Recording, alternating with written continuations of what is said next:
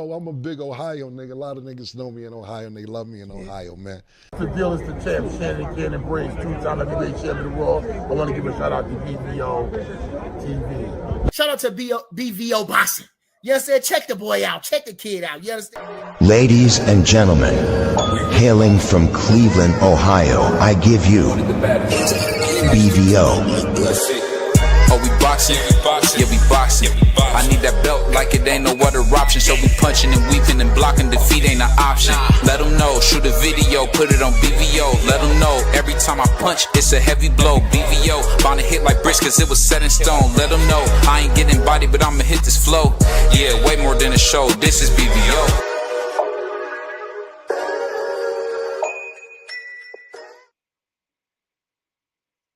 Yo, what's up? It's your boy, BBO Sports TV, and we back, Fight Fans, with another one, man. So we gotta talk about this, man.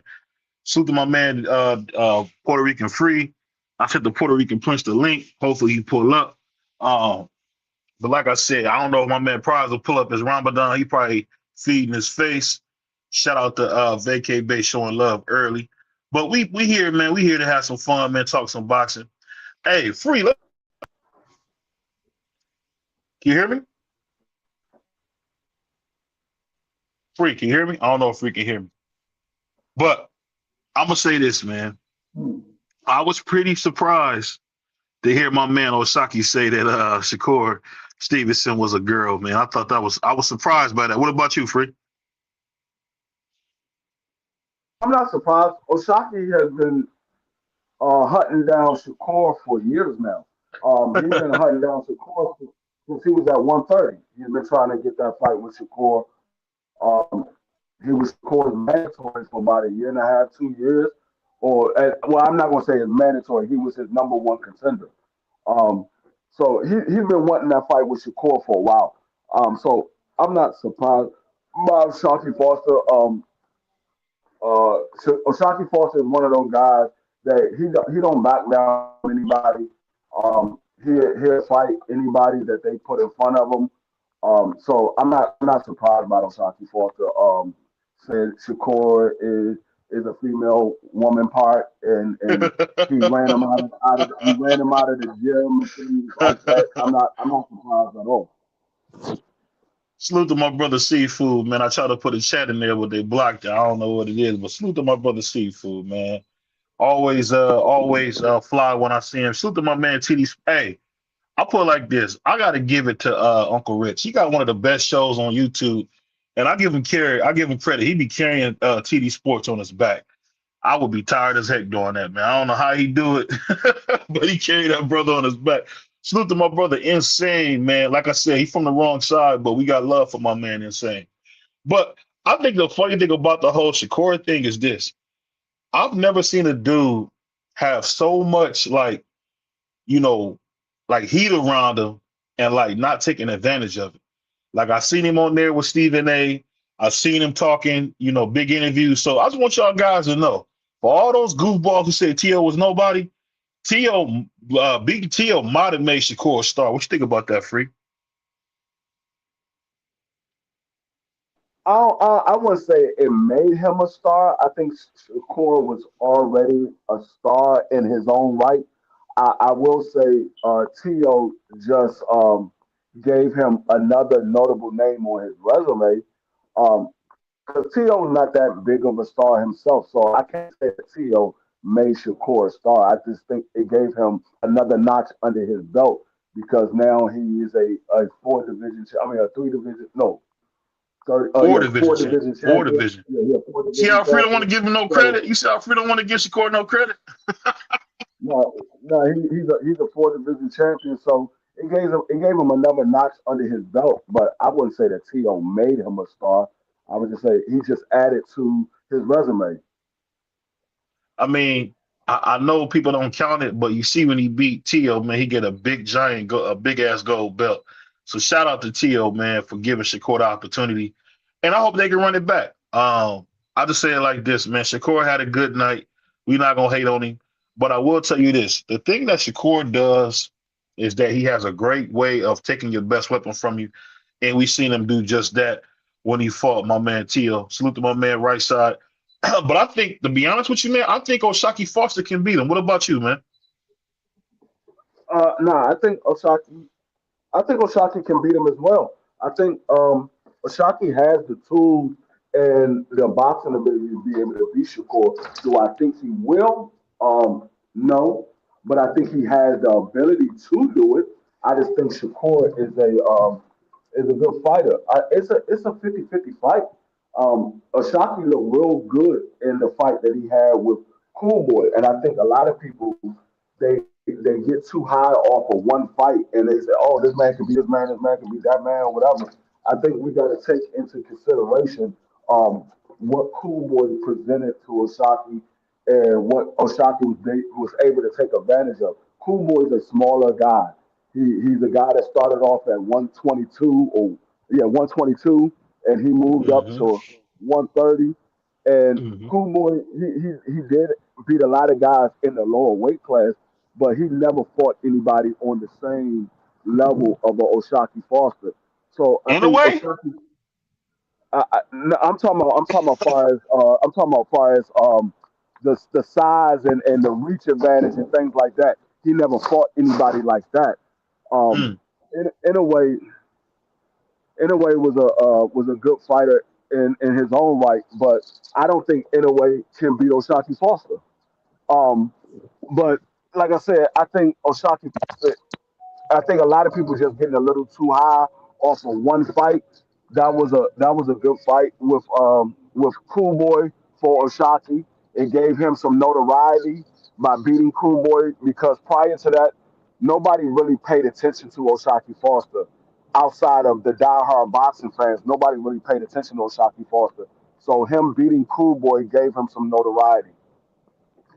Yeah, I mean, I thought, hey, and that's why I love Free, man, because Free gonna and that's the thing about the Puerto Rican Prince. He gonna give you some stuff, but he gonna leave some stuff out.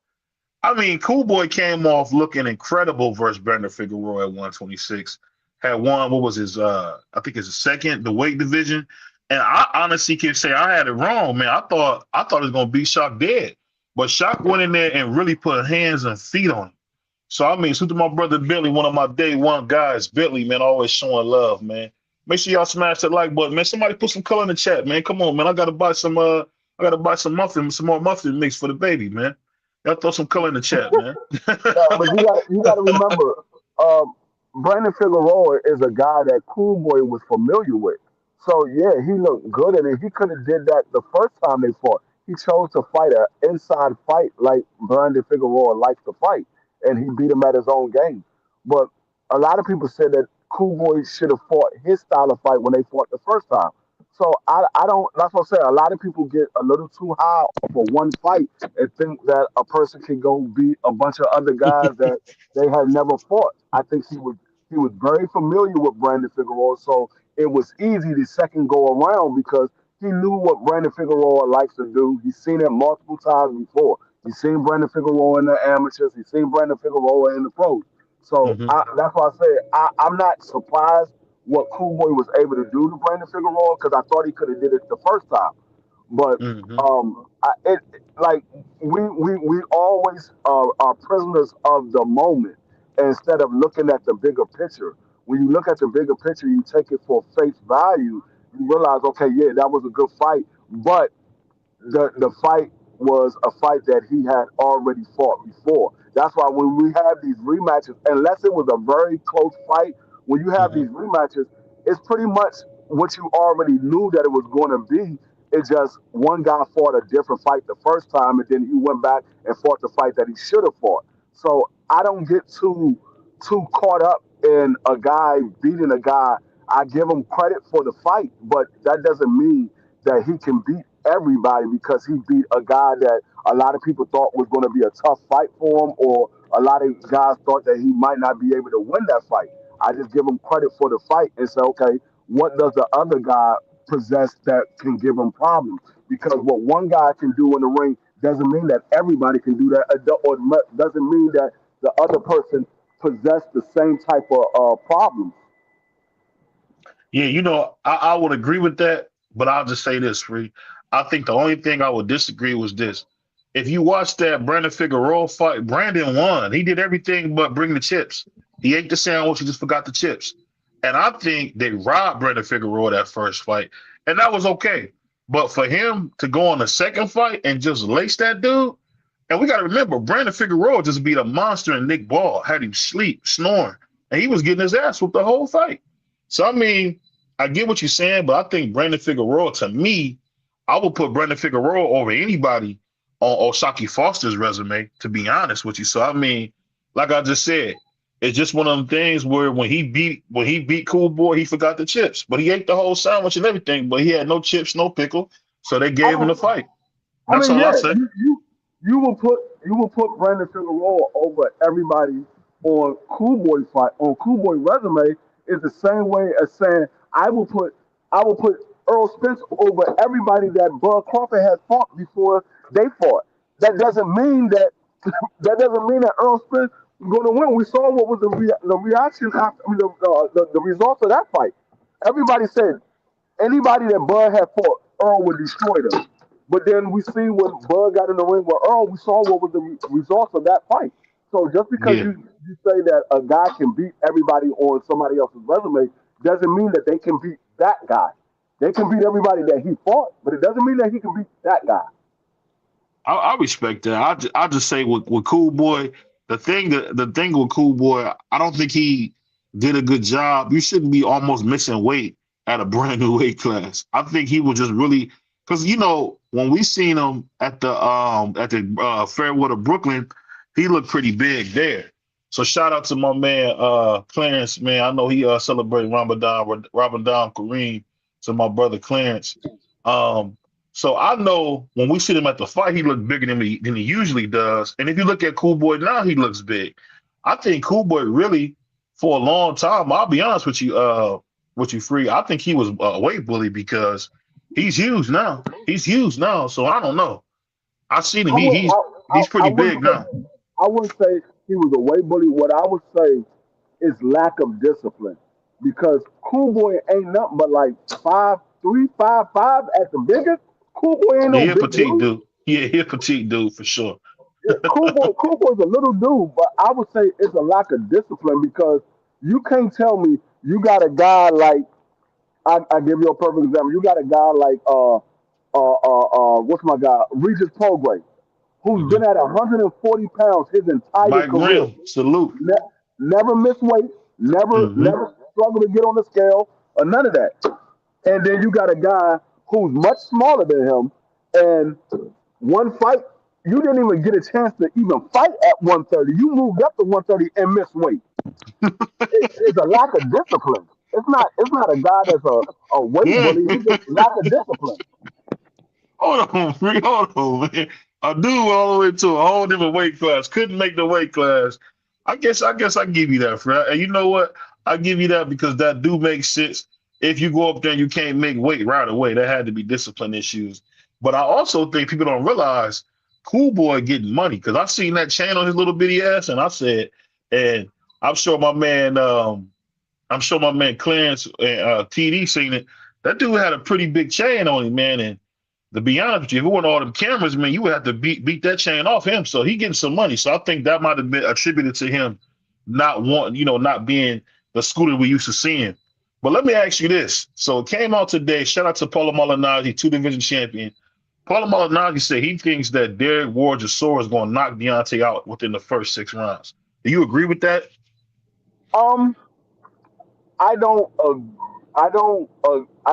disagree, but I don't believe that it's going to happen the way he said, because I would say there will be opportunities for Derek Chisora to be able to maul Deontay Wilder and possibly get a knockout.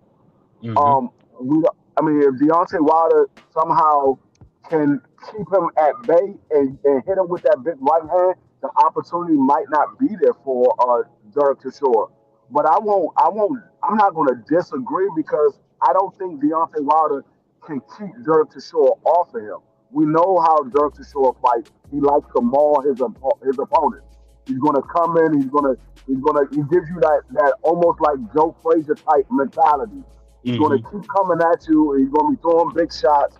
And Mm-hmm. what we see from Deontay Wilder late, he can't really keep people off of him like that when he needs Mm-hmm. to. Now, if it's a guy that's much um, worse in talent, Mm-hmm. then Wilder, yes, Wilder can be able to beat him pretty easy. He can keep him at bay, use the jab, and catch him with the right hand.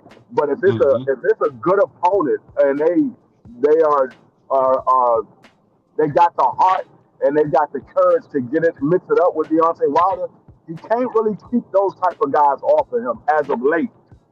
So I wouldn't disagree. I don't want to see it go down like that because I think if Deontay Wilder lose to Dirk to Shore, a lot of people are going to say, a lot of people already said it, but even more people are going to say, well, Deontay Wilder wasn't all that. He's not a Hall of Famer and things like that. And that's the thing that I see a lot of these fighters when they don't know how to call it quits. They try to stay in the game too long and they end up tarnishing their legacy. Mm. I would say this. I think Deontay Wilder might have lost his power. And I think people don't understand when I say that. When I say he lost it, I don't think he can't throw that power anymore. I'll say this to what Billy said about Big Zane. I just think that Wilder don't know how to fight off the back foot. And I think Tyson Fury exposed that. And if you look at the fight with Joseph Parker kept backing him up. Same thing with Zilly Zhang. Zhang kept backing him up. And I just think Deontay Wilder has lost his killer instinct. I think he's a shell of himself, man. I love him, but he's a shell of himself. I think he's going to probably lose, but I don't want that. So I'm gonna just say I don't know who's going to win, but I think he's probably going to get knocked out because one thing I'll tell you, I've seen Ward Jasor go in there and beat Joe Joyce up. I mean, not fight him. He went in there and beat him up. I think Wilder got to be careful because he can get beat up in there. Because one thing about Ward Jasor, he come to fight, man. And we seen Wilder. He looked horrible against that front cook. He looked horrible. He could maul Wilder, and that's been the thing about Wilder his entire career. That didn't just happen. Wilder has been a guy that fights on the front foot. He never really fought well on the back foot. He can throw a shot on the back foot. If it lands, he can stop his opponent, but he wasn't a guy that fought going backwards. He fought most of his opponents coming forward, using the jab, keeping them at bay, setting up the right hand. So that's not a bad assessment. I just don't think that it was something that just happened. I think it's always been there. Wilder's never been a guy that fought on the back foot. He fought coming forward. Yeah, and I guess for me, that scares me a little bit. Because Wilder really, and I'll put like this, I'll say this from what I've seen with Wilder, he really, really now, it's always been that way. I remember when he fought Tyson Fury and he had got knocked down. You know, people love to get they talk about the things that happen. I don't know. I think his gloves look crazy that second fight. But I can say that when Deontay Wilder was getting his ass kicked, he started trying to do what he always do, pushing that leather back on them gloves. He don't even have that no more. He looked super punch drunk. You remember when he fought Luis Ortiz and he was all over, like Buzz? He looks like that all the time. He looks punch drunk all the time. I love the champ. But that being said, what do you think about him ducking Alexander Usyk? Was that disgusting or what? I don't think he ducked Alexander Usyk. I think he took a fight that presented itself. I think there might have been something behind the scenes as far as the contract for Usyk. I mean, who was putting on a fight for Usyk? Was it Turkey? Was it PBC? Was it Top Rank? So I don't know. That's the thing. It could have been the contract for that fight. It might not have materialized the way they wanted it to. Yes, that those two guys agreed to fight each other, but just because they agreed doesn't mean that the fight is going to happen. They still got to get somebody to put the fight on. So I think he took the fight that presented itself to him, and there was money to be made with. And he said, "Okay, I'll take the fight with Dustin Short." It seemed like they dragging their feet with the Usyk fight.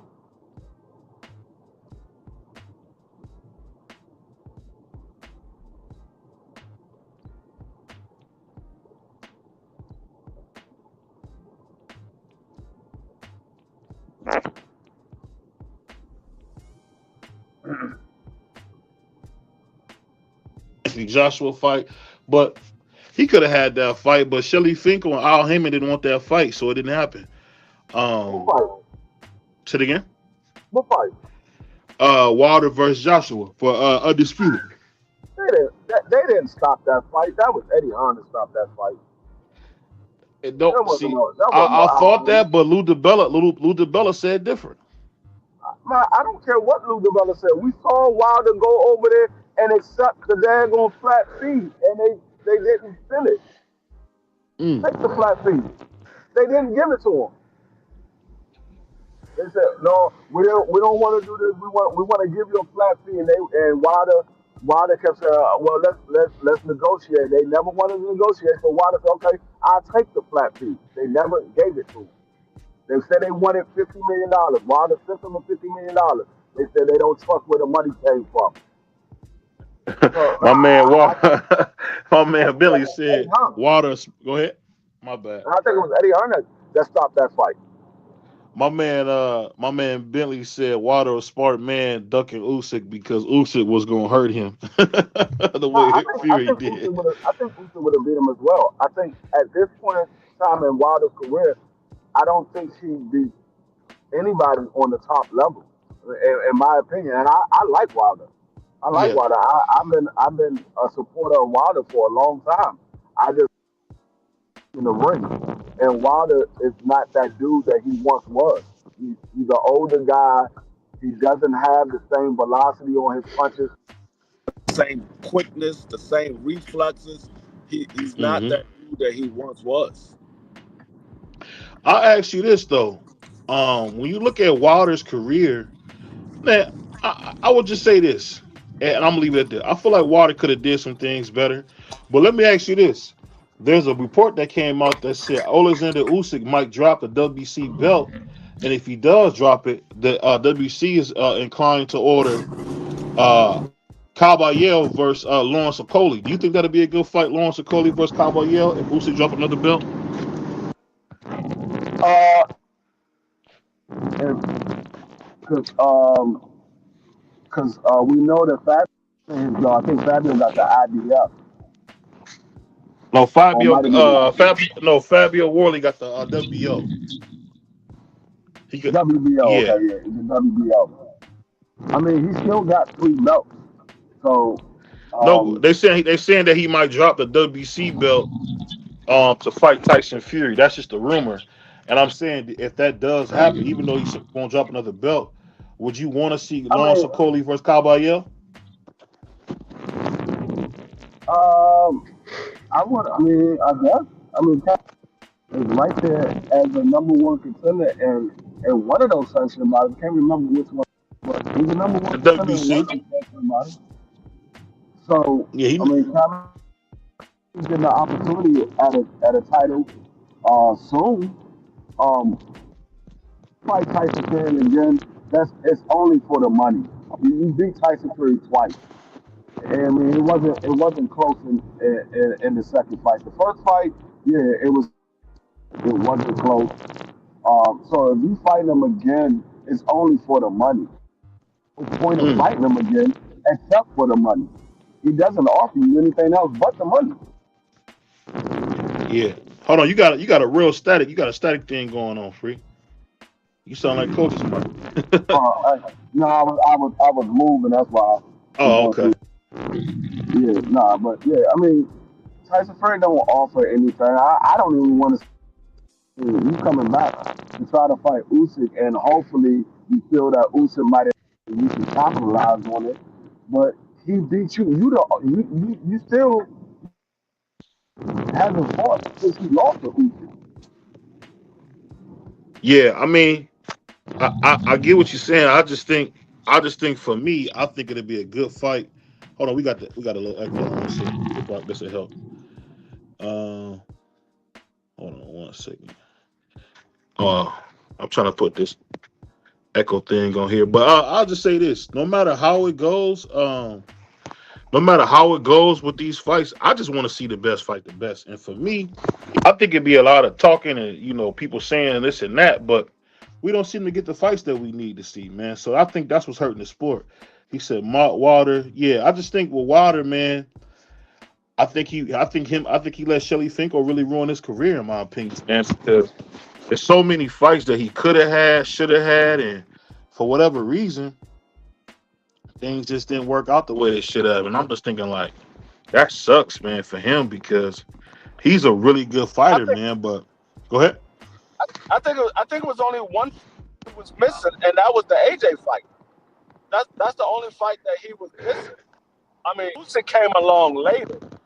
All these Yeah, other guys came along later. He fought Dominique Brazil. He fought uh uh uh uh, what's the guy King Kong Luis Ortiz.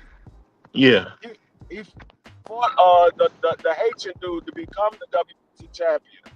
So the only thing that he was missing was the AJ fight, and like, he didn't want to make that fight.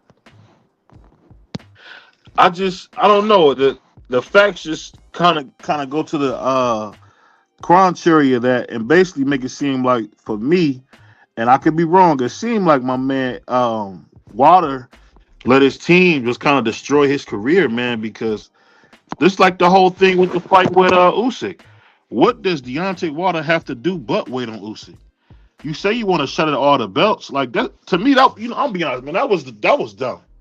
You say you want to shot the belts. Here go a shot the belts, three of them, and you find a way not to take it. Come on, man. So I mean, we just gotta call it a spade, man. And I think that Wilder didn't never wanted those fights, man. And I love Wilder, I, I but I think he never like I wanted said, those fights. Go ahead. I think it's something behind the scenes because uh, maybe they didn't. I mean, like I said, who was putting on the fight? I still don't know who was putting on the fight. I know it wasn't PBC putting on. Top Rank most likely wasn't putting on the fight, so it probably was Turkey that was on, or was going to be the promoter that put that fight on.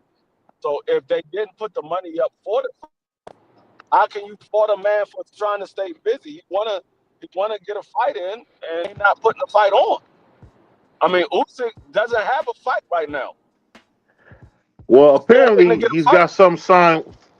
Apparently the now you never know. The rumor mill is he's gonna be fighting Andy Ruiz Jr. You know, Manny Robles' trainer pretty much said that in an interview that they think that fight would be next, which I think is a good fight. I think one thing about Andy Ruiz, he got really fast hands. If he's in shape, I think that'll be a nice fight for Usyk. What do you think? Yeah, I mean, but at the same token, can't say you want his best fights, but then you want to see Wilder in there with Usyk. That's not the best fight. That's not the best fight. That's a good opportunity for Wilder, but it really doesn't do anything for Usyk, to be honest with you, because most say Wilder is done. Most people say Yeah, Wilder is done. It doesn't do anything for Usyk. What does something for Usyk? I mean, really, to be honest with you, Usyk didn't need to do anything else. He became undisputed at cruiserweight. He became undisputed heavyweight. He fought the top guys, everybody except for Wilder. So I mean, right now it's all of these young guys that's moving up. You got Dubois, which he already beat twice. You yeah, got Fabio. You got Daniel. You got Moses. You got all these young guys that's moving up. I mean, it's really more Uzi to do. So, but that the fight with Wilder is not a fight. It's a good opportunity for Wilder. If Wilder is able to land a big shot one time, he can do something that he's never done as a heavyweight and become a unified champion. But that's all. That's the only person that really get anything out of the fight really happen. yeah. I definitely agree with that. I don't know. I just look when I look at Wilder's career, it just seemed like misstep after misstep. Because Lou DiBella, I've never really known Lou DiBella to kind of put up no false tales. He made it seem like he was the only one that really had Deontay Wilder's back. But moving on from Wilder, I'm gonna ask you this, man. What do you think about we hearing a lot from Keyshawn about wanting to fight Devin, but we still ain't seen no fight. What do you think about that? Well, fight right there is more so. Devin still has a fight left under the deal. He still has one more Mm-hmm. fight left with Turkey. I think Mm-hmm. they're waiting to see what happened on. If Ryan wins that fight, Turkey's going to try to make that unification between Ryan.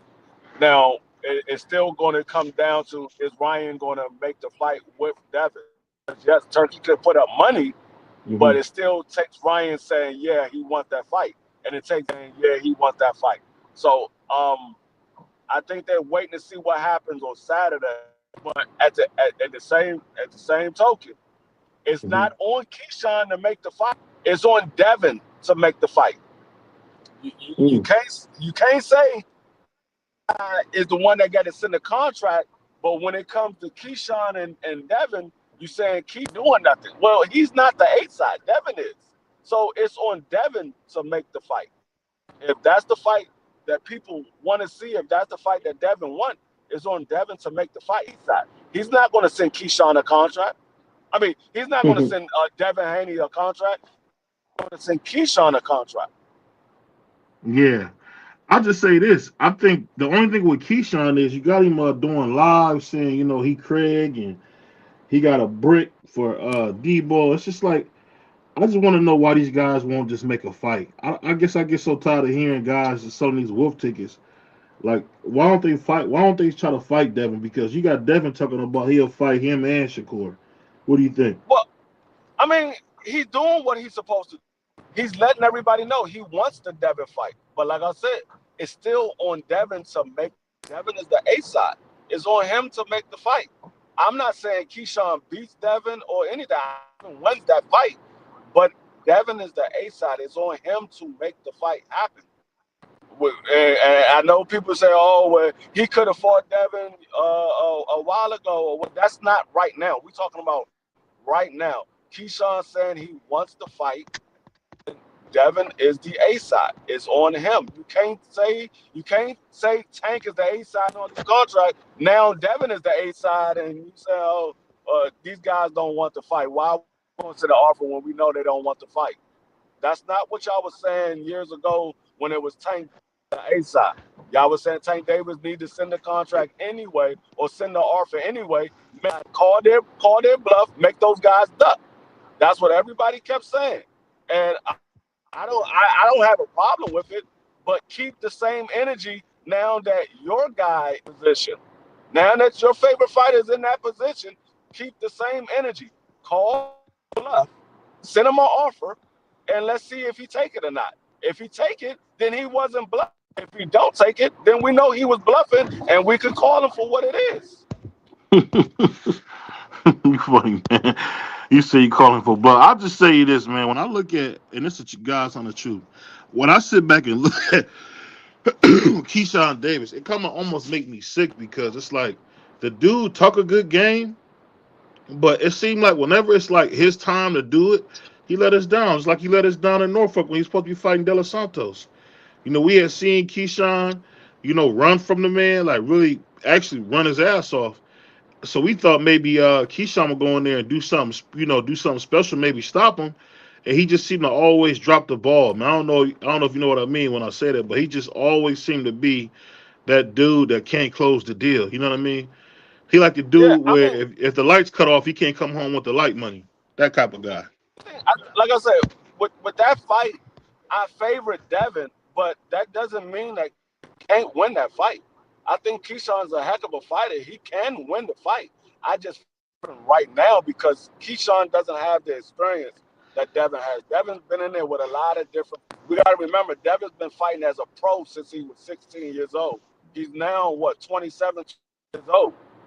Yeah. So Devin's been fighting as a pro for 11 years. He he has a lot of experience under his belt. Keyshawn only got 15. Devin got what 30, 32, 33 fights. Yeah, I think So he got Keyshawn is he got a lot. 14 with 10 Lot of, knockouts. That's pretty good. yeah, 14 fights, 10 knockouts. That's pretty nice. Keyshawn he definitely got some power. I think he has the skill set to be able to upset Devin. I just don't Hmm. think that he will right now. But like, at the end of the day, it's on Devin to call his bluff. If the Yeah. man is bluffing, you got to send the man an offer so we can see. Yeah, he's bluffing. He said he, but I sent them an offer. They don't want the fight. They want to go a different direction.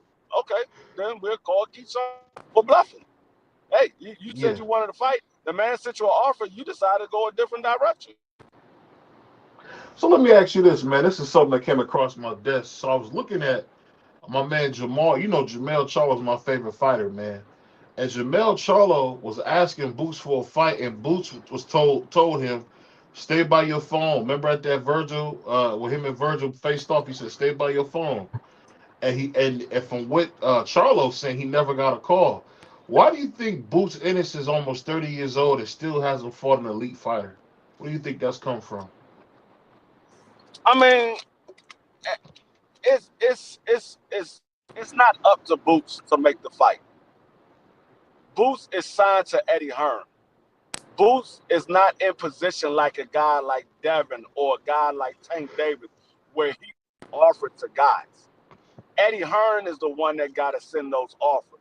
So you could say Boots is not fighting anybody, or Boots ain't sending an offer really on Boots. He's not in that position. Everybody want to act like because we got such high hopes on the individual that they're in position to send offers to. And everybody's not in that position to send an offer to an individual. So I want to see Boots fight bigger name fighters, but he's not in position to make. He could say, Eddie, I want this fight, I want that fight. He's trying to make the Virgil fight. We see that it's trying to put brakes on that fight. So that is a fight that everybody want to see him fight, trying to make that fight. If he doesn't get that fight, I think Boots need to move on. I say give it until the end of this court on Friday. If Virgil out of that contract, then and Golden Boys keep putting the brakes on the fight, go fight somebody else. Now, when it comes to Jamel Charlo, you can't. Jamel Charlo is looking for a payday. He's not Right. looking for a fight. He's looking for a payday. Jamel Charlo is the WBA champion in recess. He wants a fight. He can go Yeah. fight the champion right now. He can go fight the champion right now. He can go fight Xander Zayas. So he's not looking for a fight. He's looking for a pay. Oh, okay. I can see that, but I just feel like Boots hasn't said anything, and it's like I'm just looking at Boots' whole career. No fights that told me anything. He just kind of is like, I don't know. We haven't seen him tested yet, man. And we seen him when he fought Luka Doncic. What happened? He couldn't cut the ring off. And I just think that when I think about Boots, I don't know what to think, because I really haven't seen him fight anybody. So it's like it's tough. He's a tough character to follow with. There's a lot of guys that haven't fought anybody. I just like I don't understand when people say I haven't fought anybody. Virgil hasn't fought anybody. The biggest name resume is Erkson Lubin. What has Erkson Lubin done? Absolutely nothing. He's done absolutely nothing. No, Free. He was on a run. But come on, Free, stop that, man. He was on a run on Pro Box. What has Erkson Lubin done?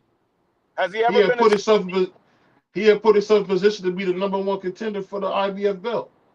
And he chose to go fight Virgil instead of fighting the champion. To make more money. So, once again, he does nothing. Done nothing. You can't say you want to be a champion and you got the fight made. You to go fight somebody else for more money. So you didn't want to be a champion. You just want to get paid. And what's funny? After what we seen with Josh Kelly, I think he could have won that fight easy, man. That's the part that get me with that whole thing. He could have beat that dude easy, man. Lubin really. Possibly. I told y'all before. I wasn't that high on him. I wasn't that high on Bartram. Everybody jumped on the Bartram bandwagon because of what he did to Tszyu. I've never been that high on Tim Tszyu as a fighter. I said Tim Tszyu won respect because he's willing to get in there with anybody. He's willing to get in with anybody. I didn't. Tim Tszyu won my respect because of his boxing ability. I said he won my respect because he was willing to get in there. Hey, that was a crazy fight, Freak, because I'll never forget when Tim Tszyu got on the mic and said, "What the hell happened?" Yeah, I mean, he got hit one time, and he was looking for the door. That man said, He was hurt bad though, Freak. He was hurt bad. That man got hit one time. He said, "I thought y'all said we was fighting at 50. You got me in here with a light heavyweight." This man hitting like he belongs in classes above me. And you know what's so funny about Bachro? People don't believe me when I say this. I think him being so inactive is why he lost to Josh Kelly, in my opinion. I think he hasn't fought in a couple of years. Well, if you ever paid attention to Bachram, go back and look at some of his fights before. Bachram always had trouble with guys that can box. He had trouble with guys that can box. So Josh Kelly did something that he had trouble with. He boxed him the entire fight. Now, I think Bachram waited too late to step on and to start actually stepping on the gas. I think he should have maybe a round or two sooner, and it probably would have been a different outcome. But Bachram, like I said, I've never been really high on Bachram the same way.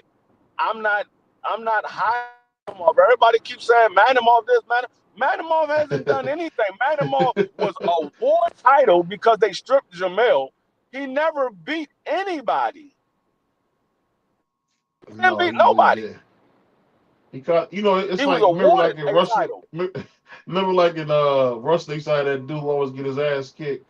It seemed like now Majimov is turning into that as the dude to just get his ass kicked now, because I just ain't really seeing what I thought I was gonna see from him. I thought he was gonna be way better, but I mean his record, you are what your record say you are, man. So I don't know. No, I think a lot of people gave Manimov a lot of credit for what he did in a losing fight with Bud Crawford. Right. He fought a losing fight. Fought a great losing fight. Nobody seen Bud Crawford ever get tested like that or whatever. But at the same token, it was a losing effort. It was a losing effort. He lost the fight. So because he fought a losing effort, that means he's a good fighter? No. That means he had the best career and he still lost. Yeah. That's rough, man. Well, let me ask you this, man, before we go to our next subject. Who do you want to see fight at? Who do you want to see Boots fight at 54? Because he's been quiet, man. I think if this fight with Virgil, when Friday happens, because their court date is on Friday, if it goes left for Virgil in this court date, if he can't get this fight, I think Boots needs to go ahead and press the gas on becoming the mandatory Xander Zayas. I think he needs to press the gas on becoming the mandatory. Right now, he's the number one. He's the interim title holder for Xander's belt. So press the gas. You didn't get the fight with Virgil that everybody wanted to see. Well, go get the belts. Yeah.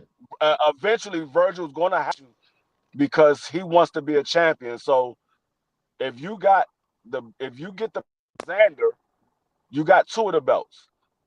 If you could somehow get and fighting Josh Kelly, because Josh Kelly is over there with you, y'all in the same stable, you can get the third belt from Josh Kelly. Well, now you got three belts.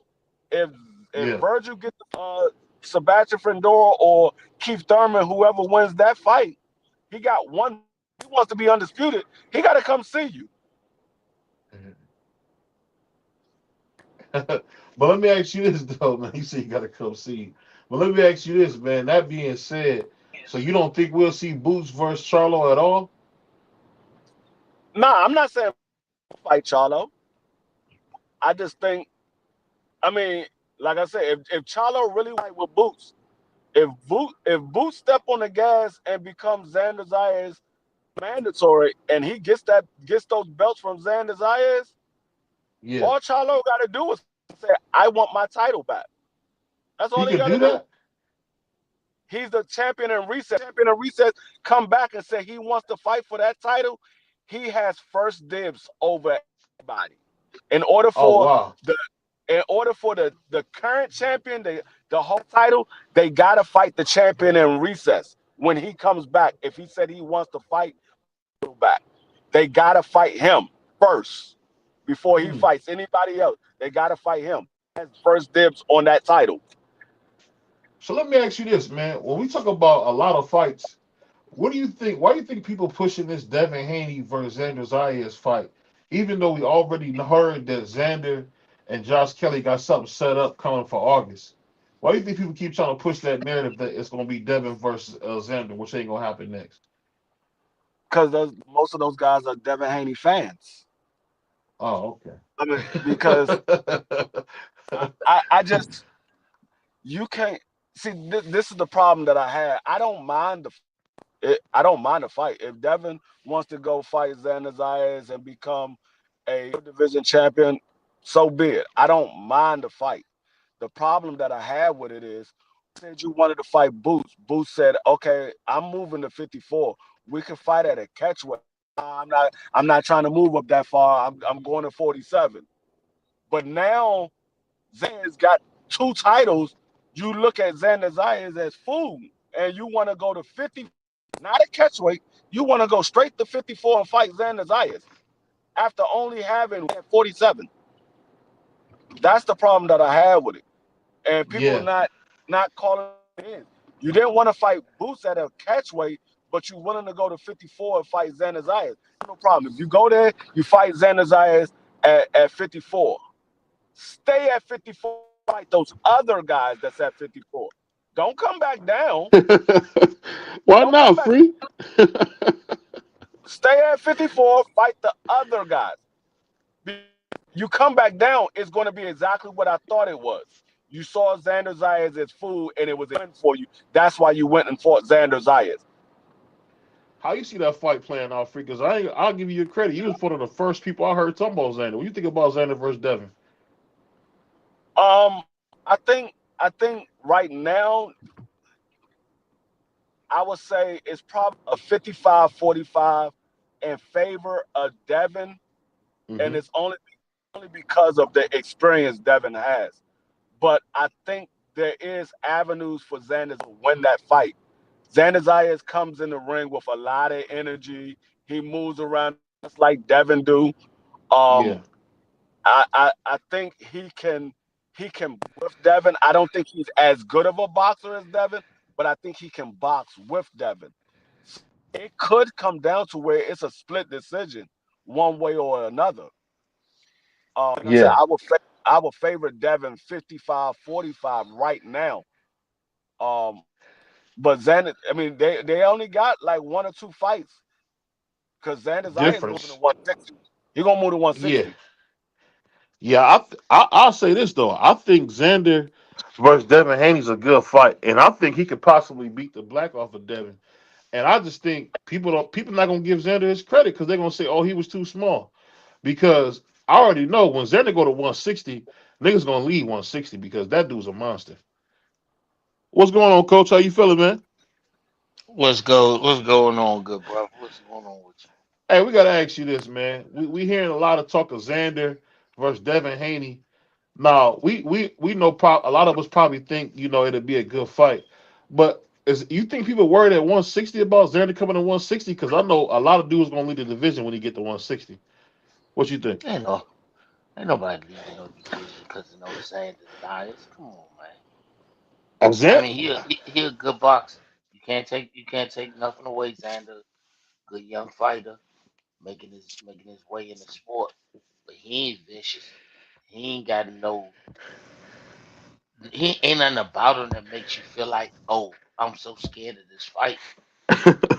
I mean, like I said, he's a good fighter. Nobody's gonna leave a division because he came in. That don't make sense. I mean, I just think he a dangerous fight, and I think he'll beat a lot of dudes on points. That's my only thing. What you think about that, Free? Say that again. I said I think Xander will beat a lot of. I think at the bigger weight, Xander will be even better because he'll be faster. He won't be as slow as he is at 154. Um, I think there's a lot of winnable fights for Xander Zayas.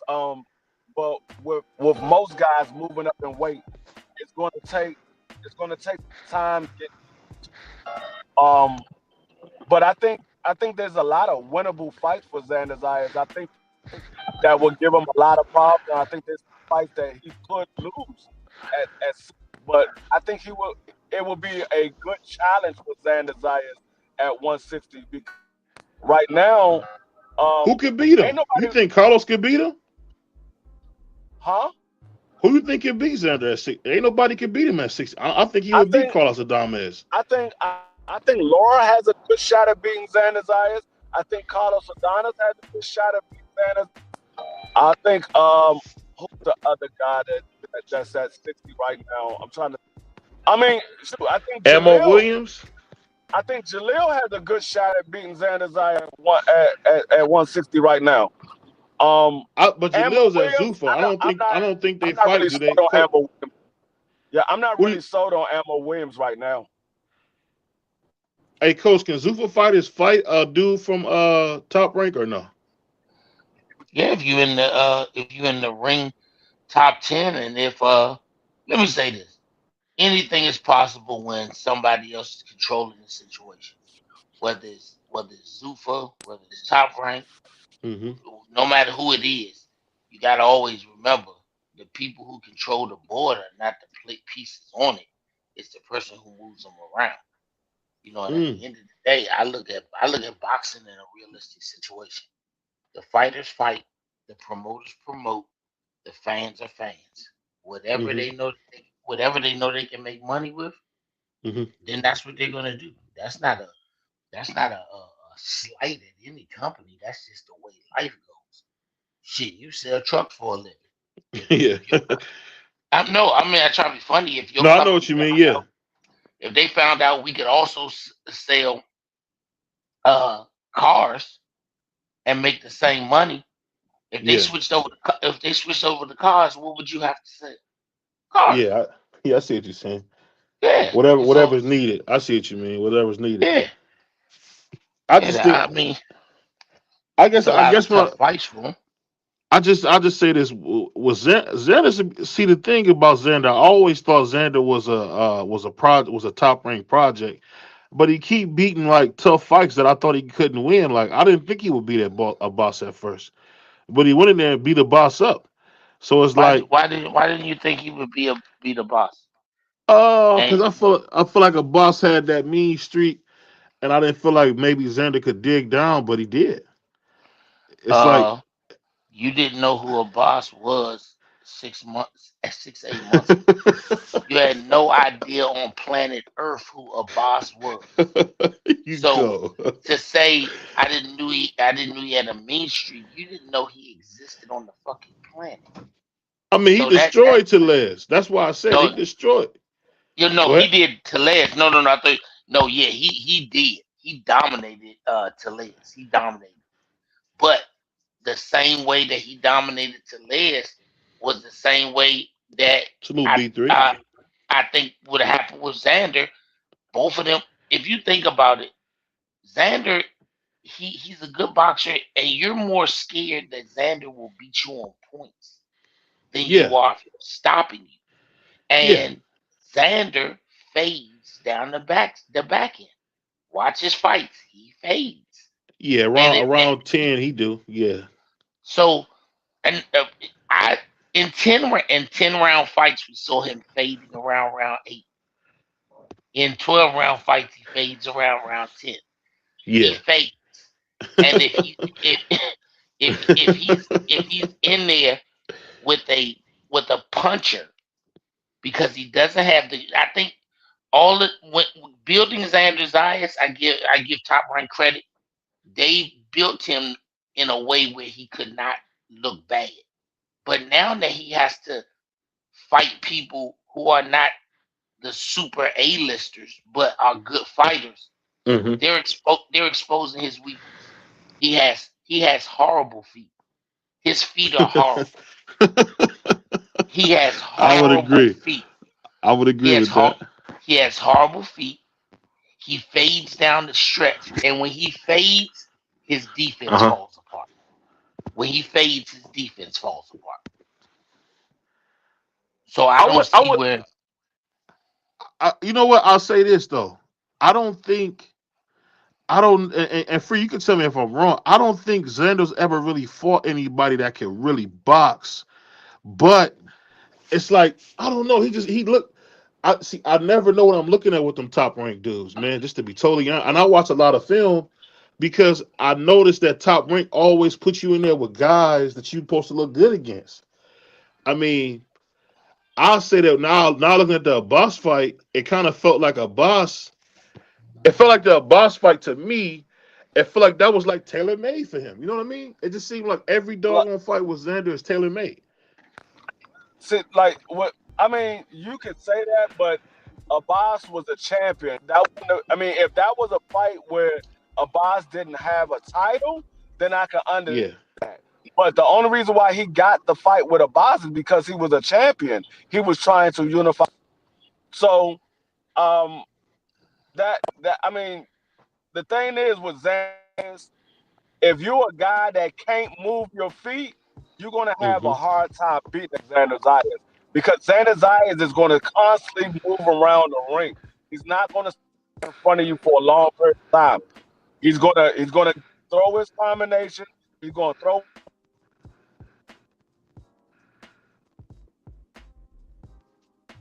be able I to can't hear move you. and and punch on the Yeah, you move. went out, free. I didn't hear what you said. You went out, brother.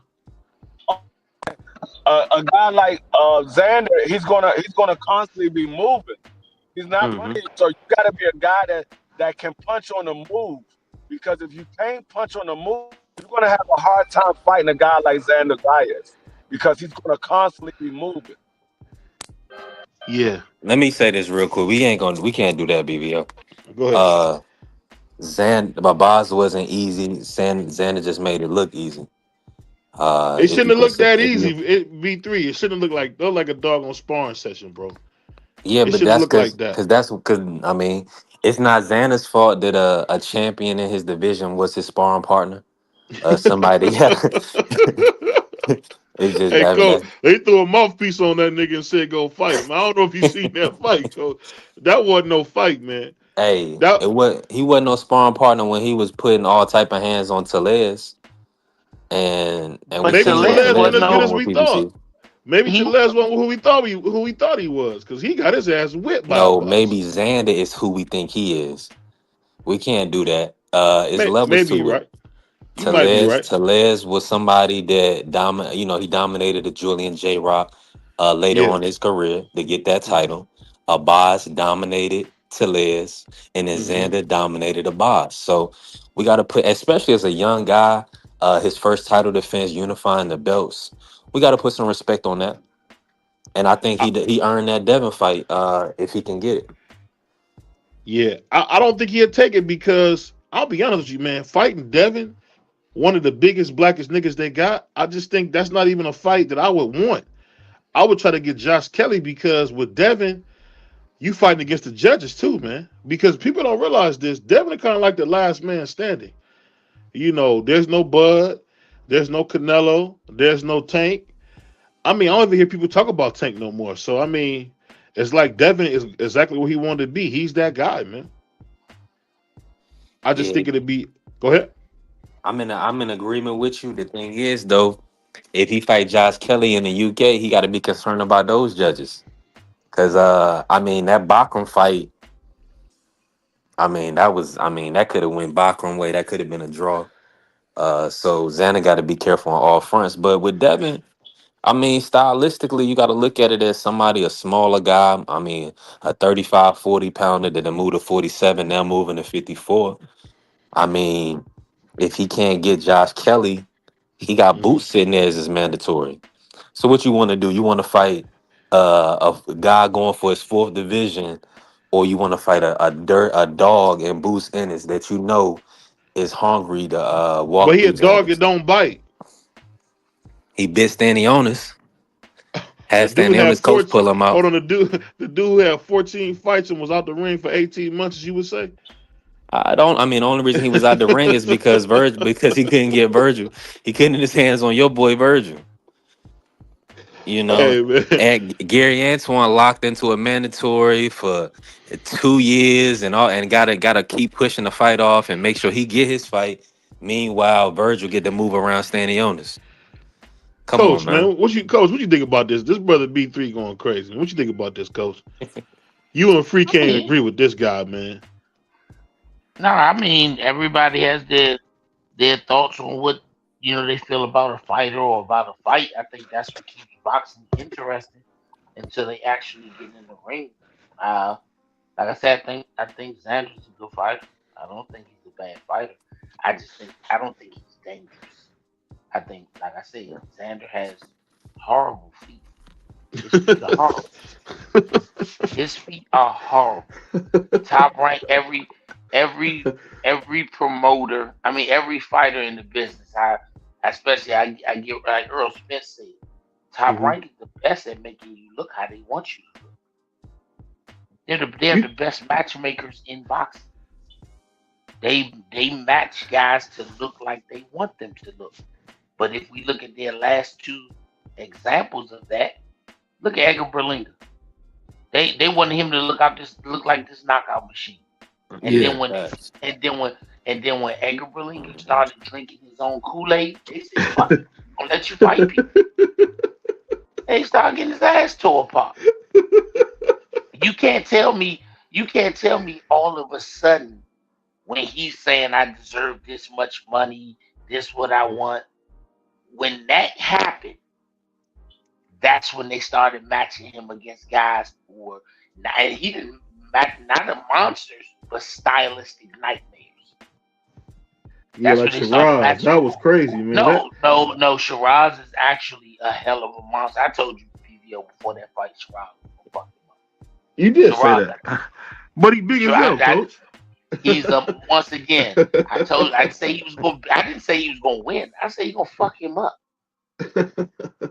He did But say that. but but go back before the Shiraz fight, 2 or 3 fights when he bit the dude, when he did the Mike Tyson bite the dude. That was an average guy, but he was a nightmare for him. Who Put was him that on his guy, back and B3? everything. Put him on his back and B- Hold on, everything. say that again. who was that guy that Belinga tried to bite? Oh, I'm gonna put his name up. Hold on, I got you. I think he worked at Amazon, didn't he, Free? But On the I don't big know. delivery truck.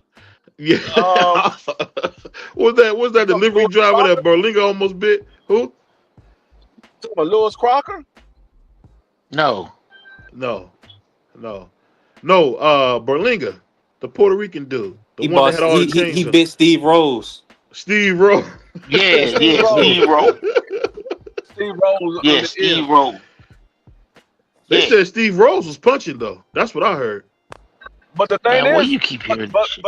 Belinga was winning that fight. It was no reason. Go. Hey, if I He was tell Coach winning. I heard somebody punching, he always say, "Hell no, that." No, I don't always say that. I just say that when you make up these fictitious punchers. That man was not punching. He was alright, but he was not punching. That motherfucker had Berlinga so fucked up. Nigga tried to bite him. He tried to bite him.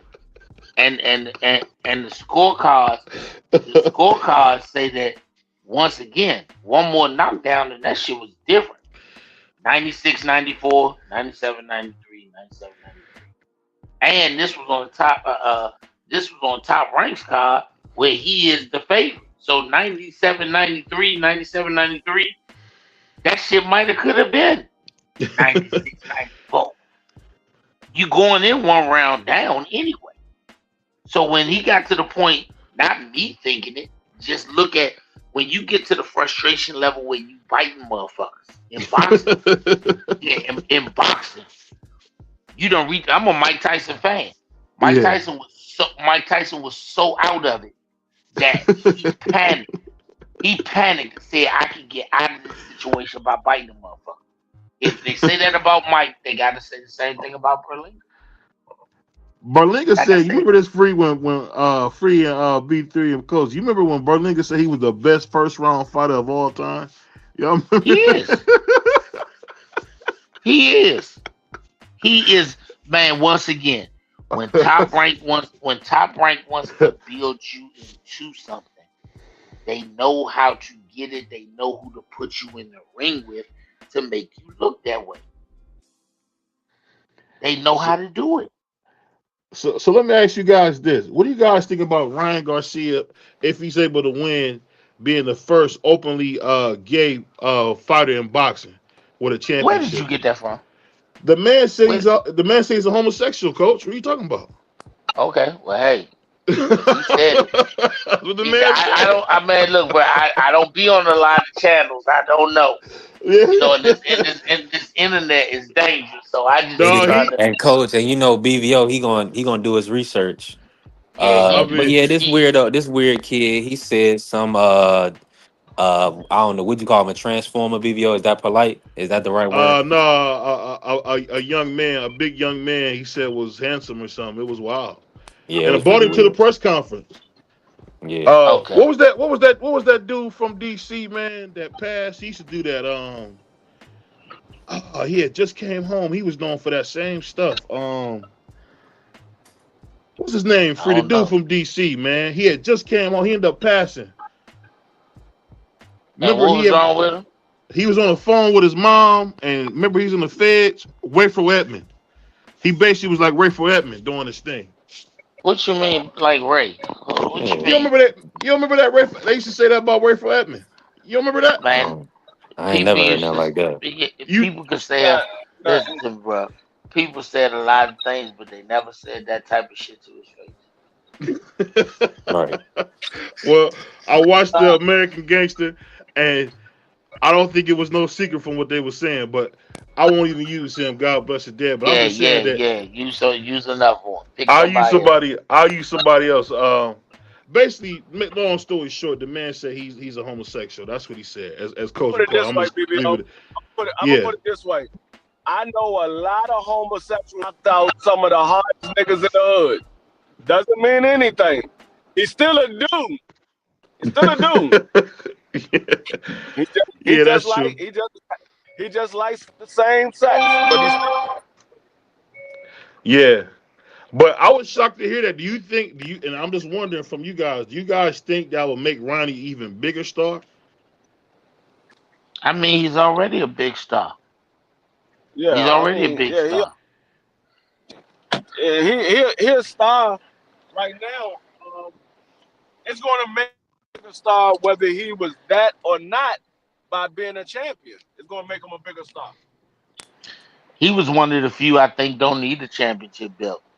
He really don't. He's commanding bigger purses, Mm, especially before the Osterine thing. He was commanding bigger purses than champions. mm.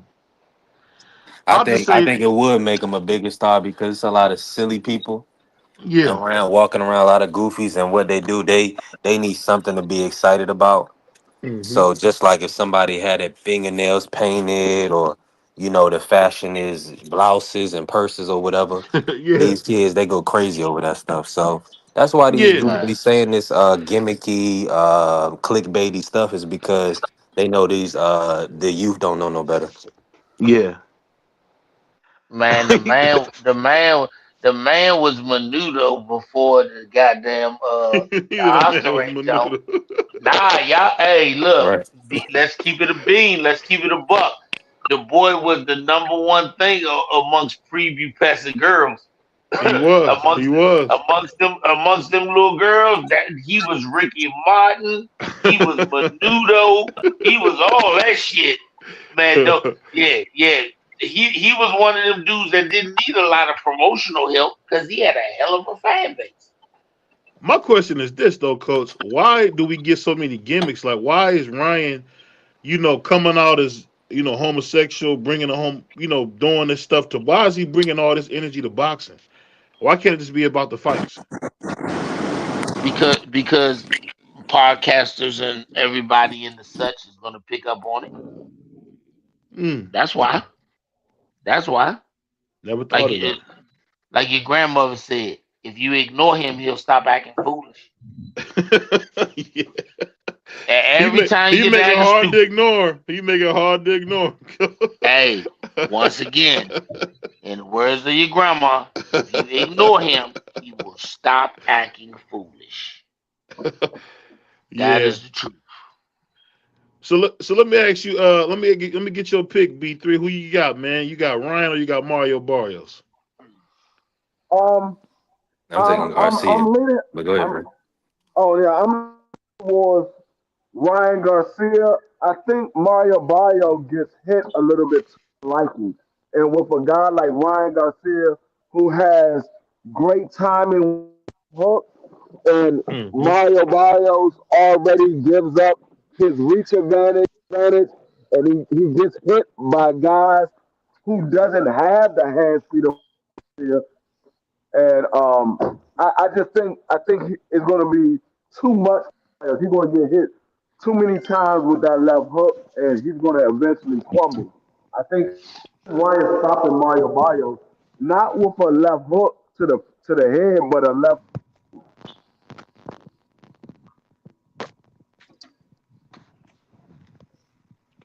So what would you say? Who you got, Coach?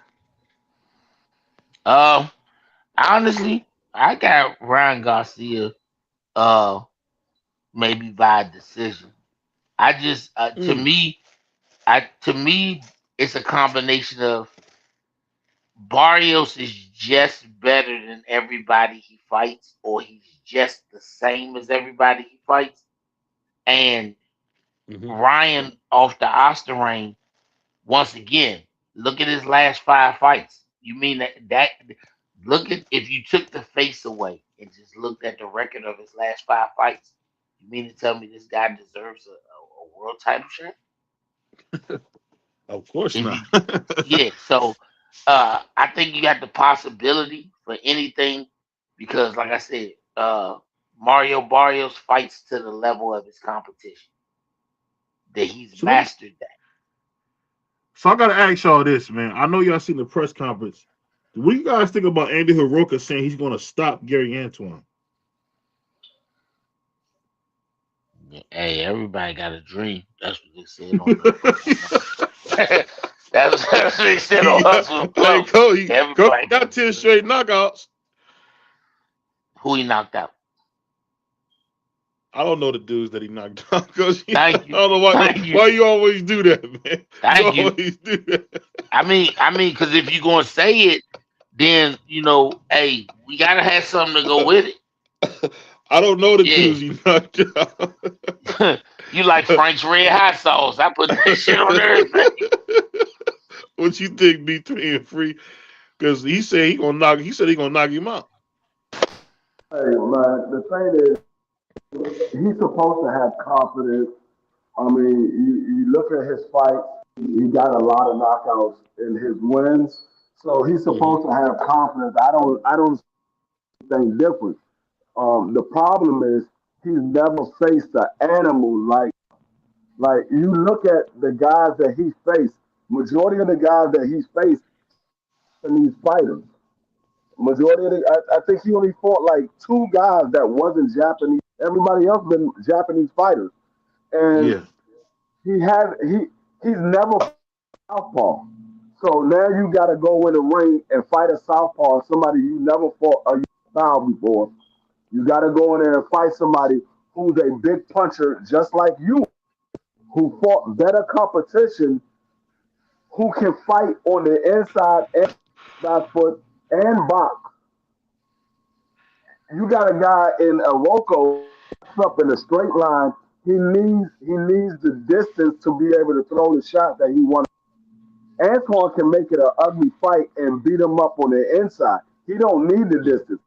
Use the distance, but he don't need the distance. He could be on the inside and make it an ugly fight and beat him and break him down. Antoine got faster hands than Orocco. I think he got better hand and eye coordination than Orocco. So I don't see a local fight. I think Antoine probably stop him in like probably round six, round seven. So B3, let me ask you this: why was Gary Antoine so quiet when the Roker said he was gonna put hands on him? Was he nervous, or what do you think? No, it wasn't nervous. Antoine Well, as fuel. he He was can't do using anything that. He about it was using today. Say it again. that as fuel. When people say stuff, Antoine used that as fuel. Okay, you said you gonna knock me out. Okay, what it's gonna be like. Remember when El Rayo said you don't deserve to be up here. You saw what Antoine did. Antoine ain't really say much. He said, okay, I don't agree with you. All right, bet. I'm gonna show you in the ring. And Antoine went in Yeah, there and commenced a whooping tail the entire fight. So I don't that's expect what you know. Antoine You to know say what's a funny whole lot. about that? You know what's funny about that? That was the same thing we seen Jaleel do his last fight. He fooled cats doing stuff we never seen him do. So we'll see what happens with that. But go ahead, B3. What you think, man? No, I Antoine to say a whole lot. Antoine is not a big talker. He will talk, but he's not a big talker. He let his actions do the talking for him. So I don't expect going back and forth with guys like that. If he got some real animosity towards you, back and forth with you like he does with Richardson Hitchens, he'll go back and forth with you. But Antoine back and forth with guys like that. So I don't mind Antoine being quiet because I know he's a quiet assassin. Antoine is known for being quiet, going in the ring and knocking people out. The first 18 fights of his career. Yeah. What Man, you think about that, picks? I lo- I love I love how Antoine's responding because Antoine knows after the Puyo loss he can't afford another setback in his career, Hmm. and he's trying to move forward to the big fights, the big money paydays. Hmm. So Antoine is not going to get like overly excited at a press conference or what this kid says because he has a mission and he's focused. I think he's gonna what we don't want to see from Antoine is him adjust his game plan or do anything outside of himself. Uh he has all the motivation he already needs. So just some words from a guy, he's digging his own grave. So I'm expecting Antoine to put hands on him on Saturday and really show that that he's levels above this kid. Yeah, I was shocked though. He said he's gonna knock him out, and Antoine sat there like a mannequin.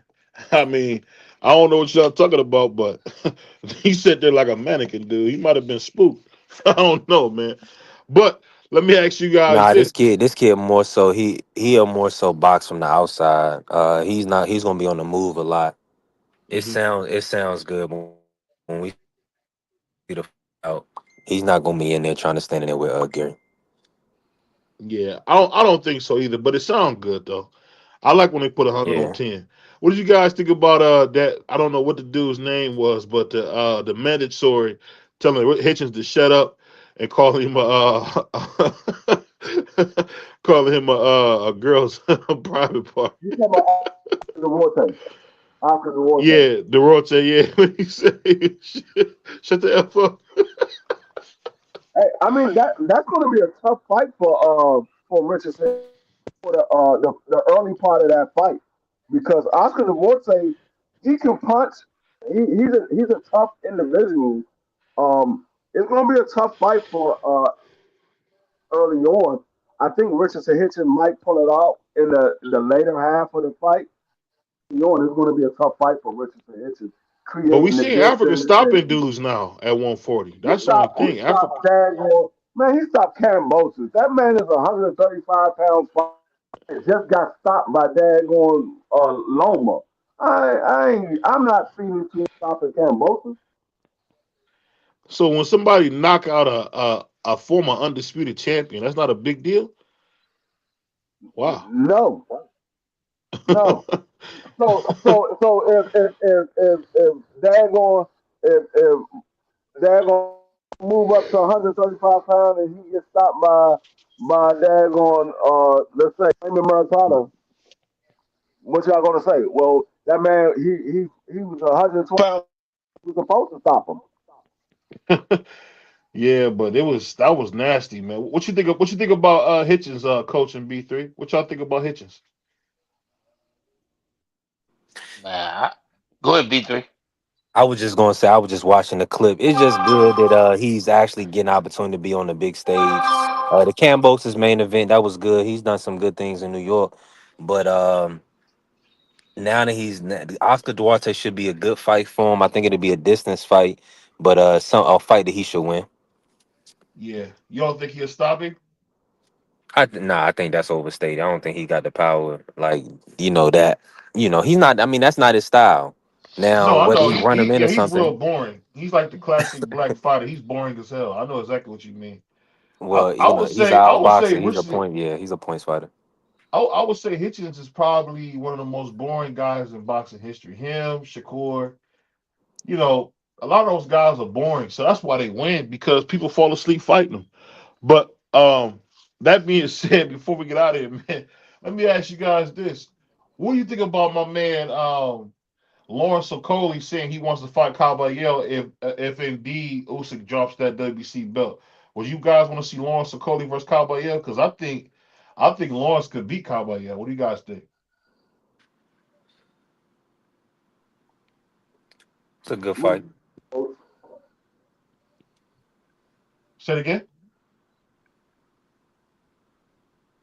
I don't think much of it. You said Mark. You Caballero. You think Mark McCauley beat Caballero? No, No, Lawrence Okoli, Okoli. Lawrence even worse, Okoli. free. Lawrence. Yeah, Lawrence, the big black dude. Yeah, free Martin Lawrence. I don't think Martin Lawrence beat. Oh, I see, think we so should here stop you it go, about. talk for Martin Lawrence. I think Martin Y'all only Lawrence said Martin Lawrence because he's from Caballero. y'all city. That's the only reason y'all said that because Martin from DC. Y'all cold, man. I think Martin Lawrence should stop it about it. My man said Martin Lawrence. You a wild boy, coach. You must have had some mumbo sauce from Capital City before you hopped on here, man. You Nah, a that's wild boy. you know more about Martin Lawrence than you do about Martin McCauley. Right. No, Lawrence Okoli, man. Nah, it's Martin, man. It's Martin. I'm the man. you, you know it's funny. Whenever I start talking about the heavyweights, y'all cats always give me hell, man. Because, man, hey, you don't resurrect a heavyweight. You create a heavyweight. You gonna hey free next week you gonna tell us it's a dude in Uganda that's killing shit. He's 19-0 in Uganda. You go. Knockout. Man, he beating people dead in Uganda.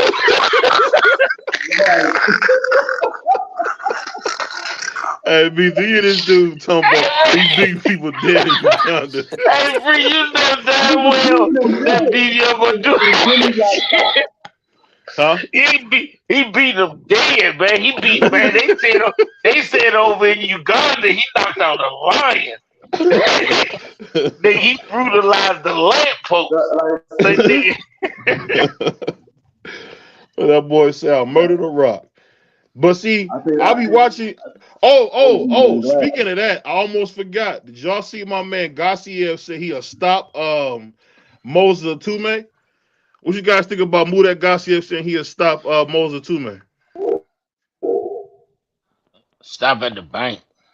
I believe it when it happens. Come on, man. Murat Gassiev was a WBA regular champion, man. Y'all gotta know this dude, man. He just beat what's the dude's name? Thank you, Free. Appreciate it. Nobody knows these motherfuckers. Just forgot to drop his name. I don't know. The old dude,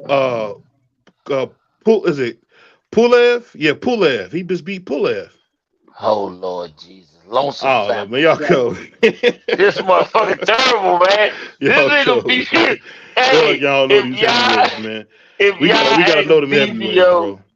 Man, BVO creates his own heavyweight division. BVO creates his own heavyweight division. You got a Cyclops in your heavyweight division. That's a damn shame.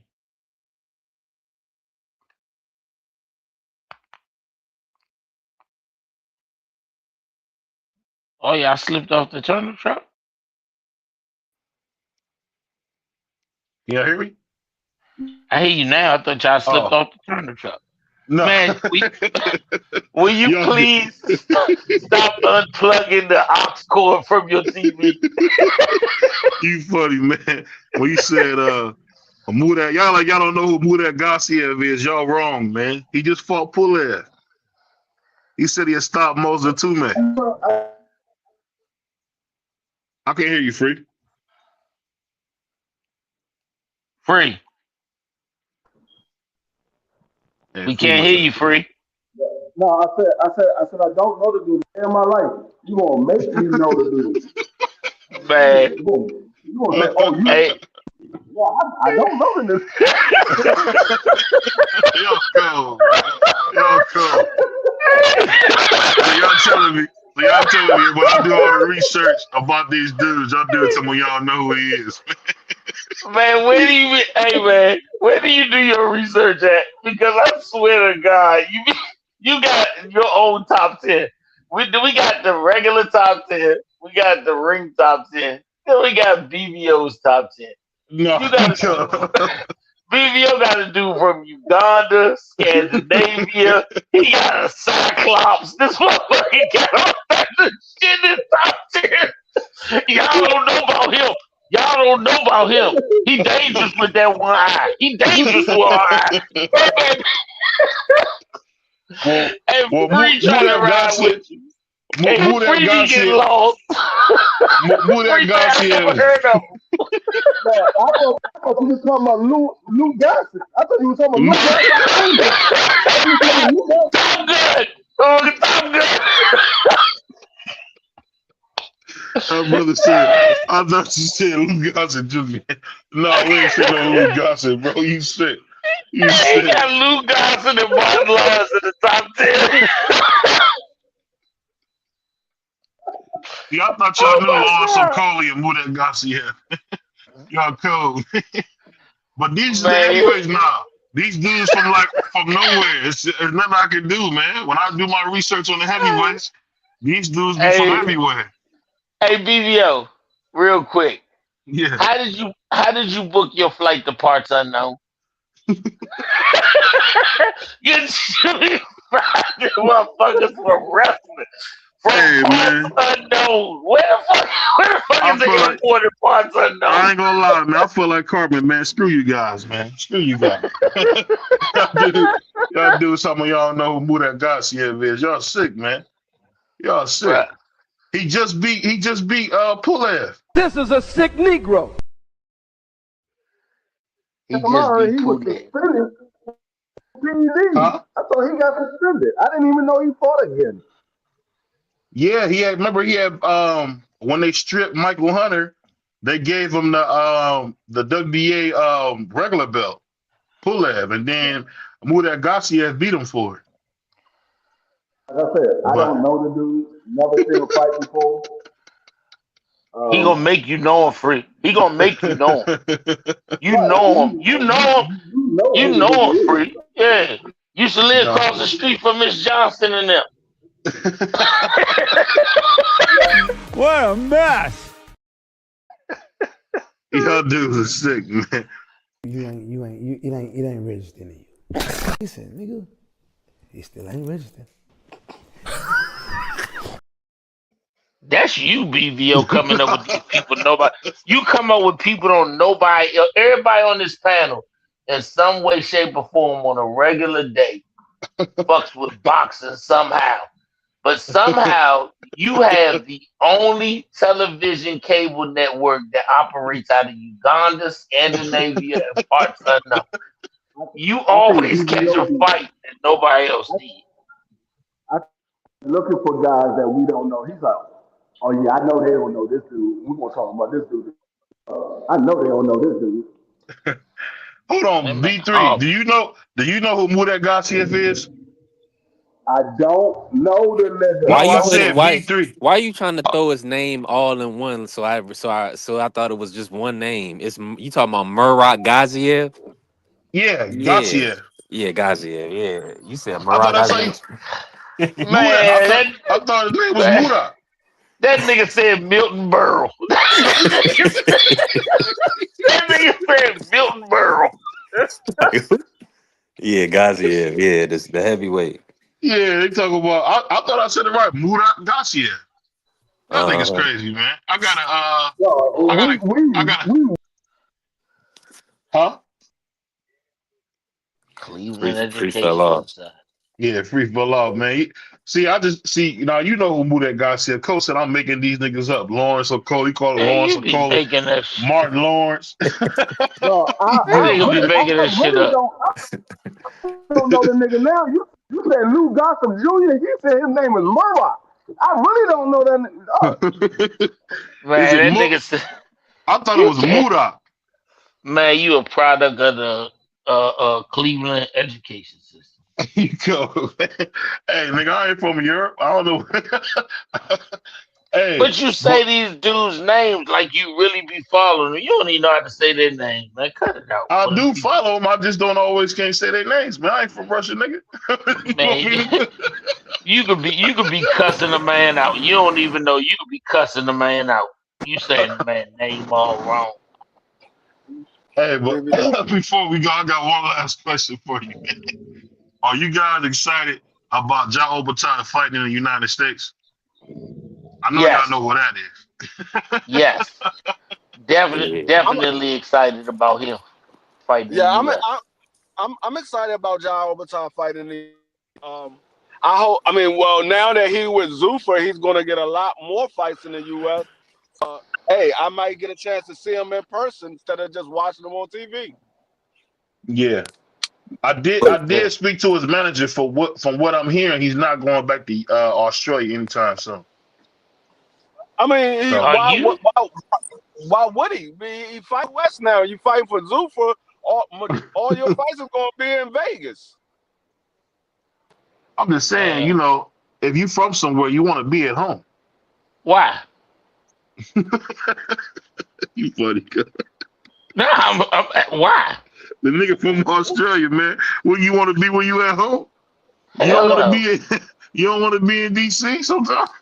Man, look here. I love my home, but if I'm sitting on the type of money and getting the checks that that dude's starting to get, and he well deserve them, you ain't trying to be in the outback. Nigga, you ain't trying to see another koala bear, another kangaroo, or none of that shit. You ain't trying, I'd man. rather You ain't sit a trying to. koala bear. Yeah, you ain't trying to see no more motherfucking Guinness Hold stout. on, BBO.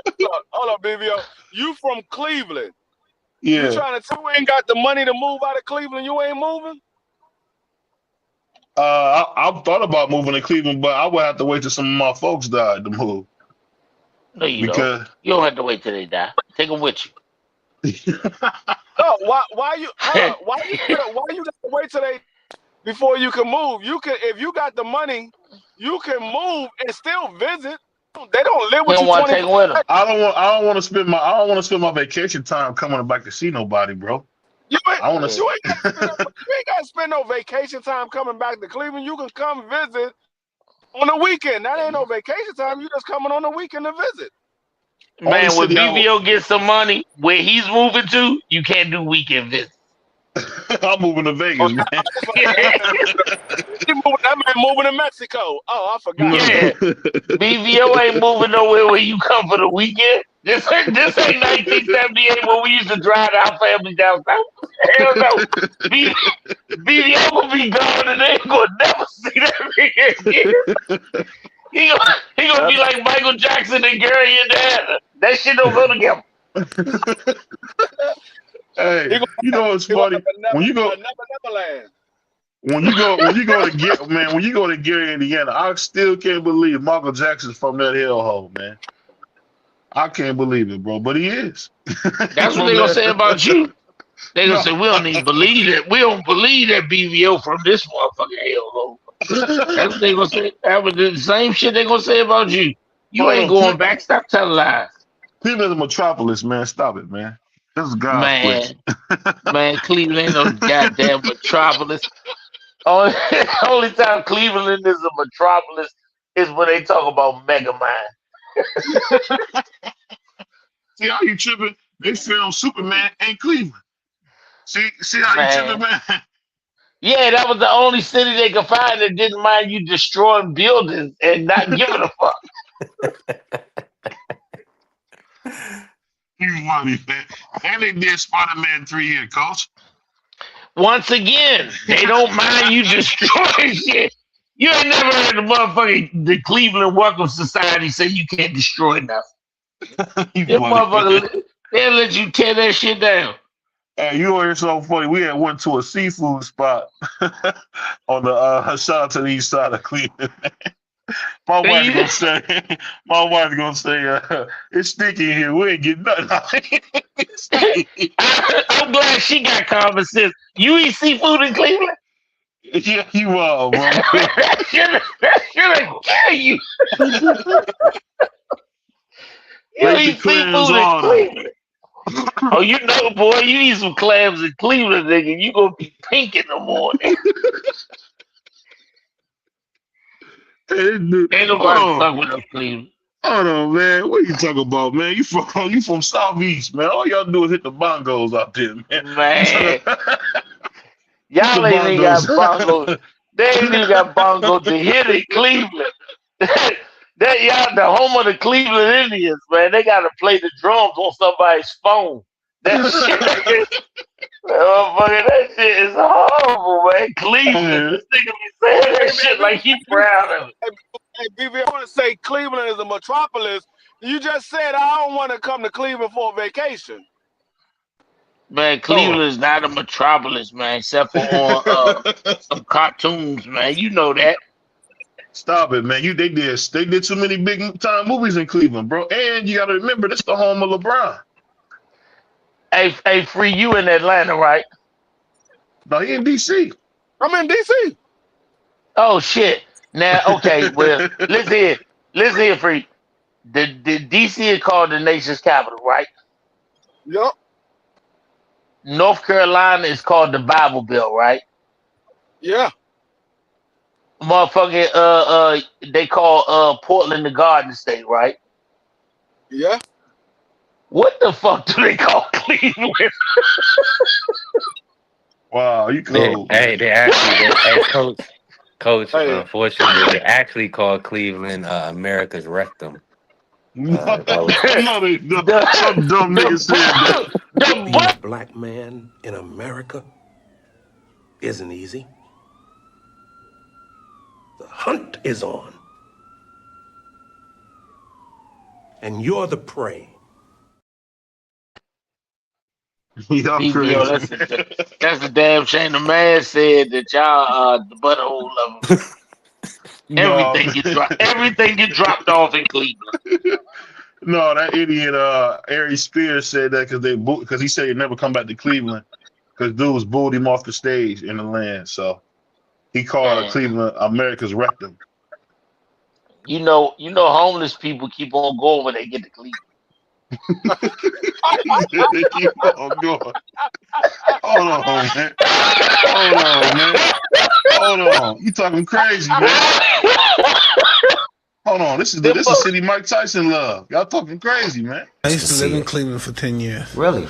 Yeah, Shaker Heights and stuff. Okay. Down there. I was always down the city with beautiful people. Yeah.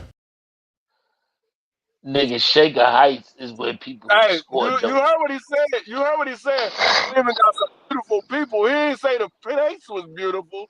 He said the people was beautiful. Man, all the pimps in Cleveland, Mike made somebody rich, man. That's like an old lady. Oh, ain't he special? He ain't yeah, nothing. Exactly. 100%. 100%. Now what he should have said was, I was out there with some beautiful women. See, Mike Tyson, they sent Mike Tyson to Cleveland to train because they know he wasn't gonna have no distractions. Man, when y'all seen Mike Tyson with that Bengal tiger in Cleveland, you know that was the zoo. He ain't even had to go far. He ain't even had to go far to get that Bangle tag. That was He the said that was the. Hey, he did have the Tigers in Cleveland Right. though. He Yeah, he did had have the the tag. Tigers. He had the tag in his front yard in Cleveland.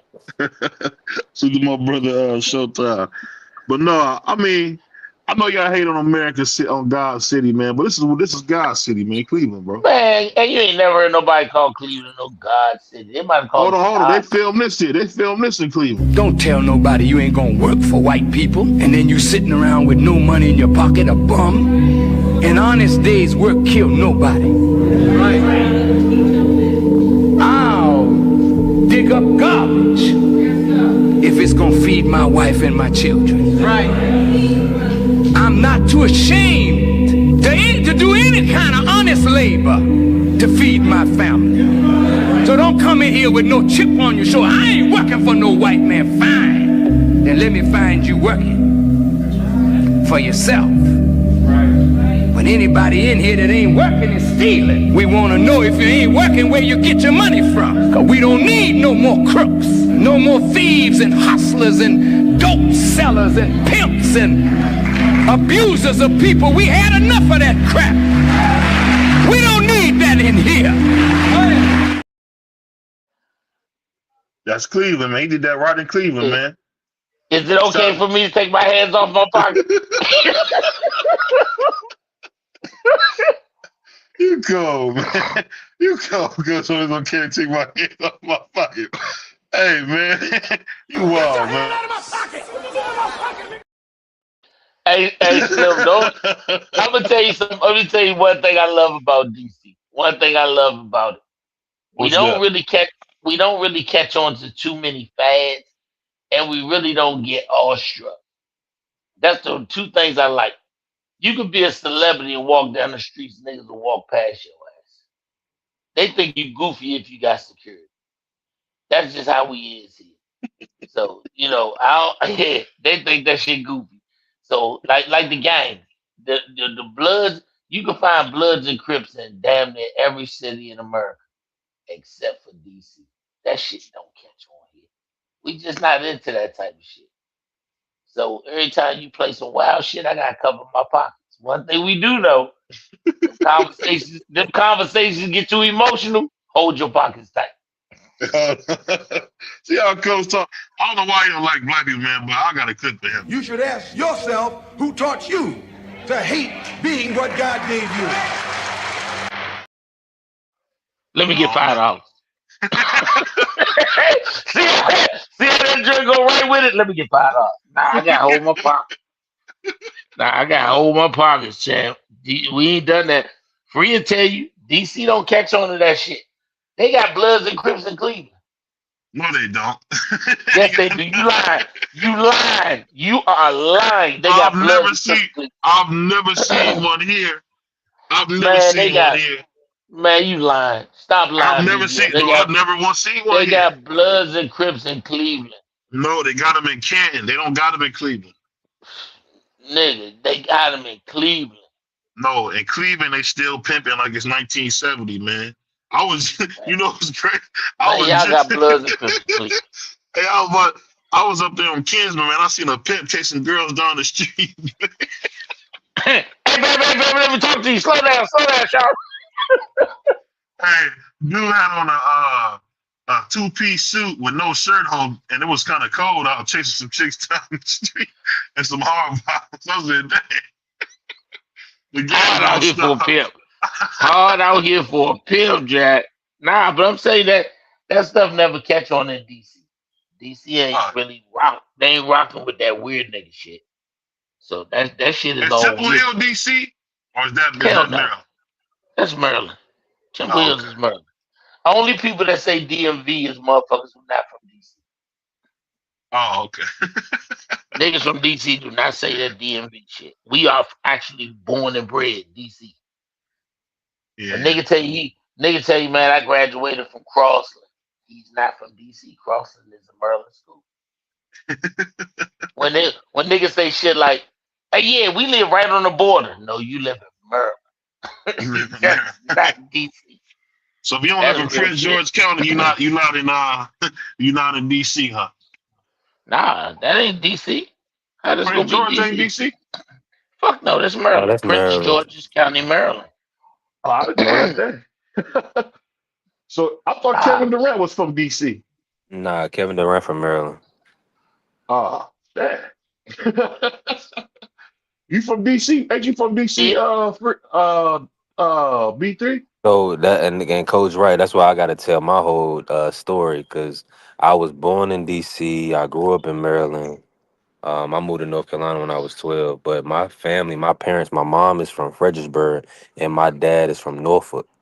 But they had moved to D.C. And got married and they had me. But they wasn't originally from D.C. So that's why, like, what Coach saying is right. Like, I tell people I'm from the DMV because, and I say the DMV because I was actually born in DC, grew up in Maryland, and my people from Virginia, and I live in Virginia. But people from DC not gonna use DMV. The DMV is really only one portion of where DC, Maryland, Virginia connect. That's really, and it's easy for people to catch on to it, but What you talking about people that don't use it. highway? Well, kind of, sort of where the where the harbor is, like right where the National Harbor is, where they got the casino, the MGM casino down there. But yeah, it's kind of right there.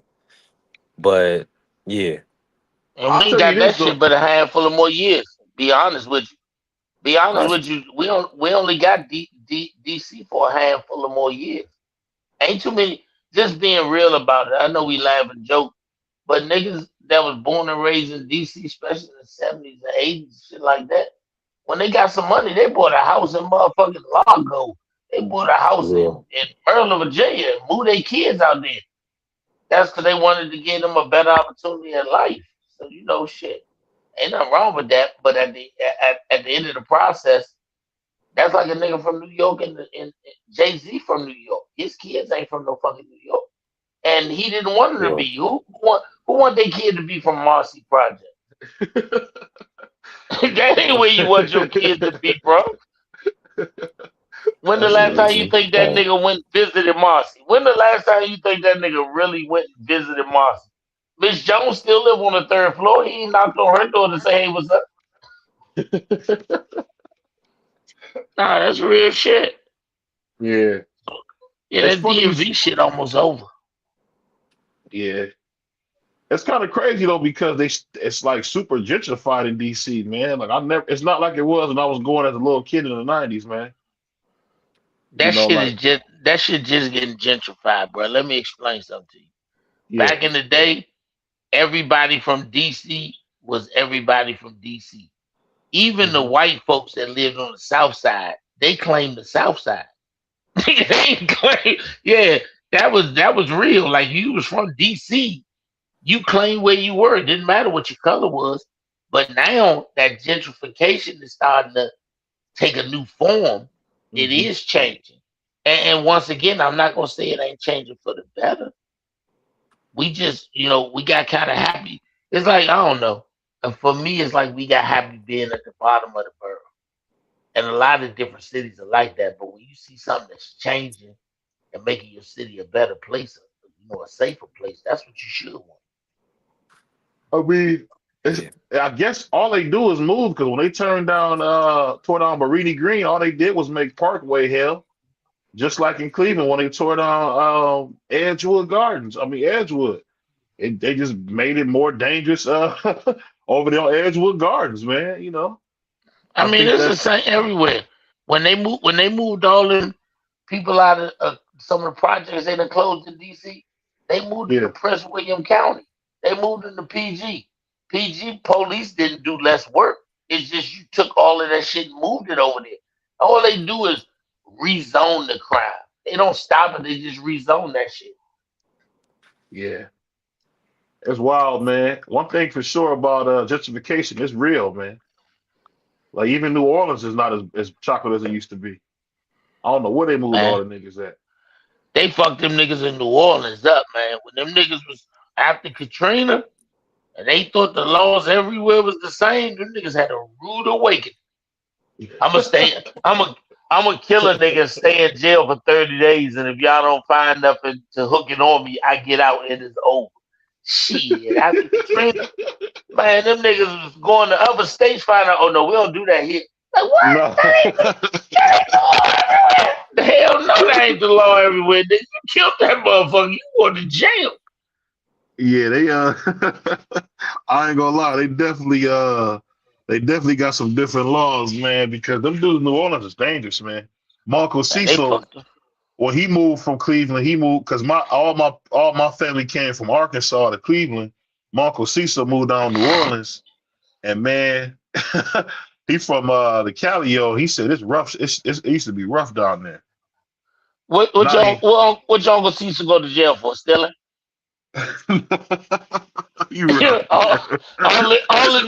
Everything I know named Cecil. He steal. That's wild, man. Uncle Cecil. Yeah, it's funny. Uncle Cecil actually was a burglar back in the day. That's why. I told you everything I know named Cecil steal.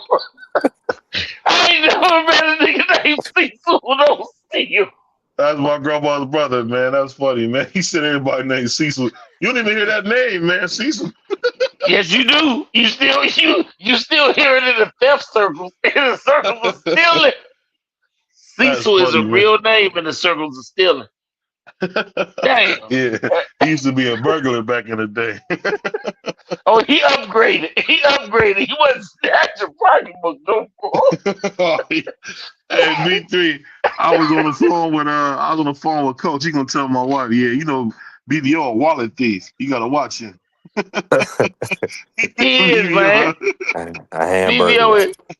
Hey, bro, me and BBO had a whole conversation.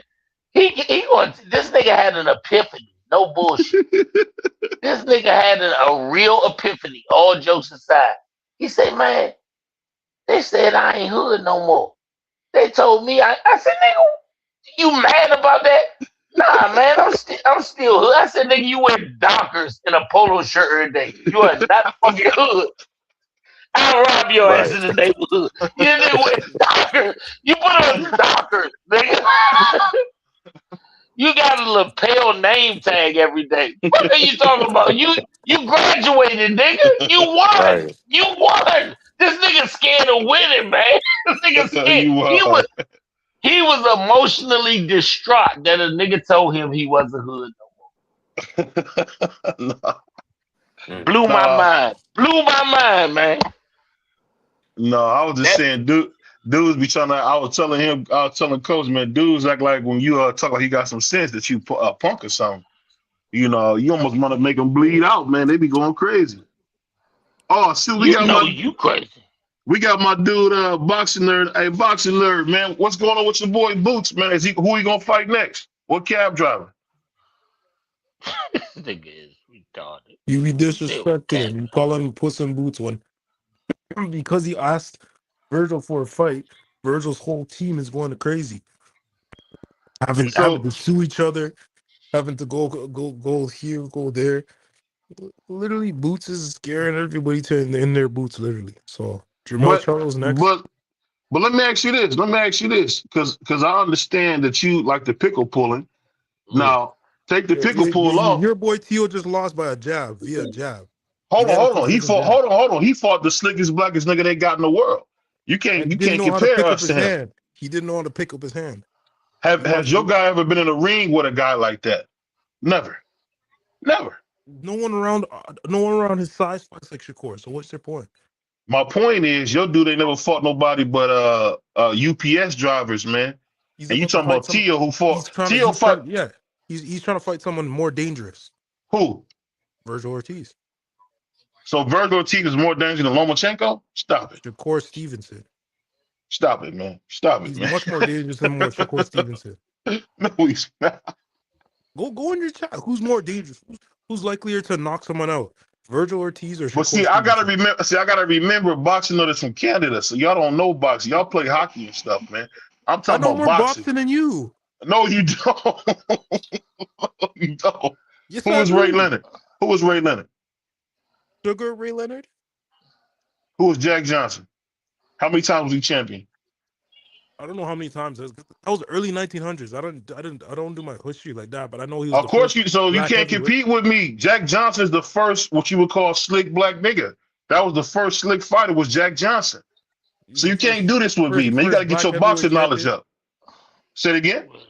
I think he was the first black heavyweight No, he champion. was not the first black heavyweight champion. Well, the most famous one. He was the No, one he was that not. No, he was. See you. There you go again, he was the boxing first nerd. most famous You one. getting up here with the He's big also dogs. he's also I don't know, we were doing a history lesson, but I do know more boxing. I know how to You create a can't know better more game plan. boxing if you don't know who the hell Jack Johnson is, bro. You don't know your I history. do know who Jack Johnson was. What are you Who talking was about? John L. Sullivan? John L. Sullivan, you're going too far back. Okay, well, so basically you're telling me is you don't know boxing then. I John L. know Sullivan was our boxing. first modern heavyweight champion after the bare knuckles. You can't do this with me, bro. I keep trying to tell you, man. You got to go back to class and learn a little bit before you come at me. There's no All, class. This all is I'll tell you is this. self-research. Boots Ennis is a nice fighter. Is the best fighter in the world. He's never fought nobody to show me that. He's trying to fight people. I'm talking about what he's done, not what he's trying to do, what he's done. So who is he my beat? question is, what would he have done to Brian Norman in 2020 at the end of 2025? That's what I think Brian Norman would have stopped him because all we see Boots do is duck. But hold on. That's a good way to go in the back. But let me ask you this, man. You say that, right? After you got to remember, your boy Boots duck T.O., T.O. had him scared that Dev was gonna beat the black off of him. Then you had Devin was gonna beat the black off of him. Can you stop this crap and just be honest? Your guy has never fought nobody. All he do is punch people in the nuts and fight people like Umar. What are you talking about? Virgil's a bitch. Virgil's a Hold on. bitch. Virgil's Hold a on. bitch. Smoke. If we go off of fighting, Virgil's a bitch. Hold on, homeboy, because he like to do certain little sucker shit that he just did. You know what I'm saying? Virgil's a bitch. Virgil's a bitch. Hold on. You gotta forgive Smoke. Why does he like to do something? Hold on. You gotta forgive Smoke. Smoke is the most evil man in boxing talk. Nah, yeah. No, I just want to know. I just want to know why he said that. I'm explaining to you. I'm explaining to you why. Because this is the same guy that'll say, "Oh, I think that Canelo gonna beat shit down Bud leg," but then come out here and praise Bud like that, right? Then he'll come out here and be like, "Oh, Shakur ain't never seen nobody like Tio, this, that, and the third," which I kind of say it's the same thing too. But then he don't concede to it. He's always trying to mend his way into some shit. No, that's not true. You just hold on. No. Hold on. You gotta remember that. You gotta remember this. No, you are the most. You are. Hold on. Let me say. Hold on, Smoke. Let me say this because I know you're against black. So let me say this.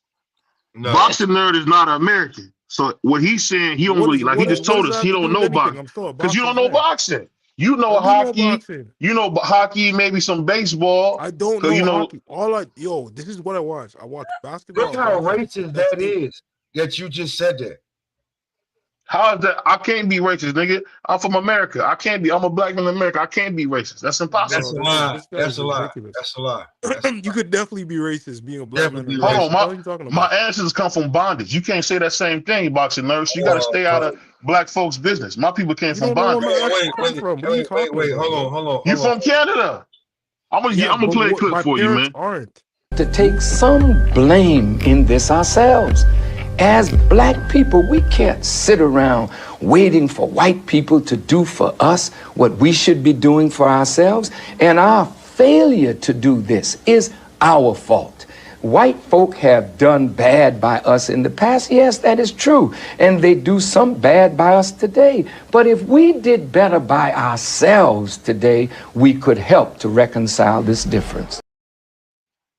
Hey, homie, a boxing nerd. Yeah. Are you white or do you have melatonin in your? I'm a black man. No, he don't have melatonin is a medicine, nigga. Melanin. Melanin. Do you have that in your skin? Do you have that in your skin? Nigga look white to me. Look at me. Do I look white to you? No. Okay, cool. You the same fucking complexion as BVO fat ass anyway. Hold on. I'm darker than that nigga, man. Hold on. We not gonna hold on. hold on. We're not gonna let no nigga with black lips in here talking crazy. So I We get ain't what you're gonna let. saying. Hold on, Yeah, I man. know he's sensitive about his weight. No. Goddamn Y'all snowman can't be serious. with weak legs. I see why you ain't staying in the NFL. Niggas was pushing you back. You couldn't stay. You stayed on your heels anyway. Well, maybe I should have been like you, making moonshine in my front yard. I should have did that. That's what I should have did. I should have sat on my ass and made moonshine and rolled my own cigarettes like you. But let me do this. But let me do this. Let me get back. Yo, question. I got a question. Go ahead. You was built to be 600 pounds and be able to walk. You know what I'm saying?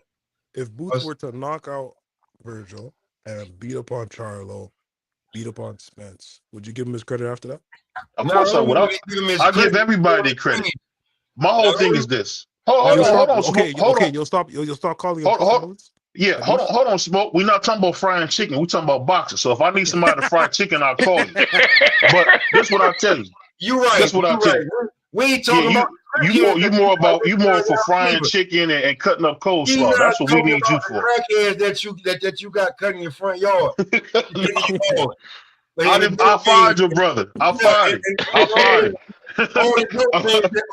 All the you got in the back frying up using your grill and shit like that. We ain't talking about them neither. Well, let me ask you this. Does your home have wheel smoke? No. If your home has if your home has wheels, man, don't get in here with me, man. Hold on, wait.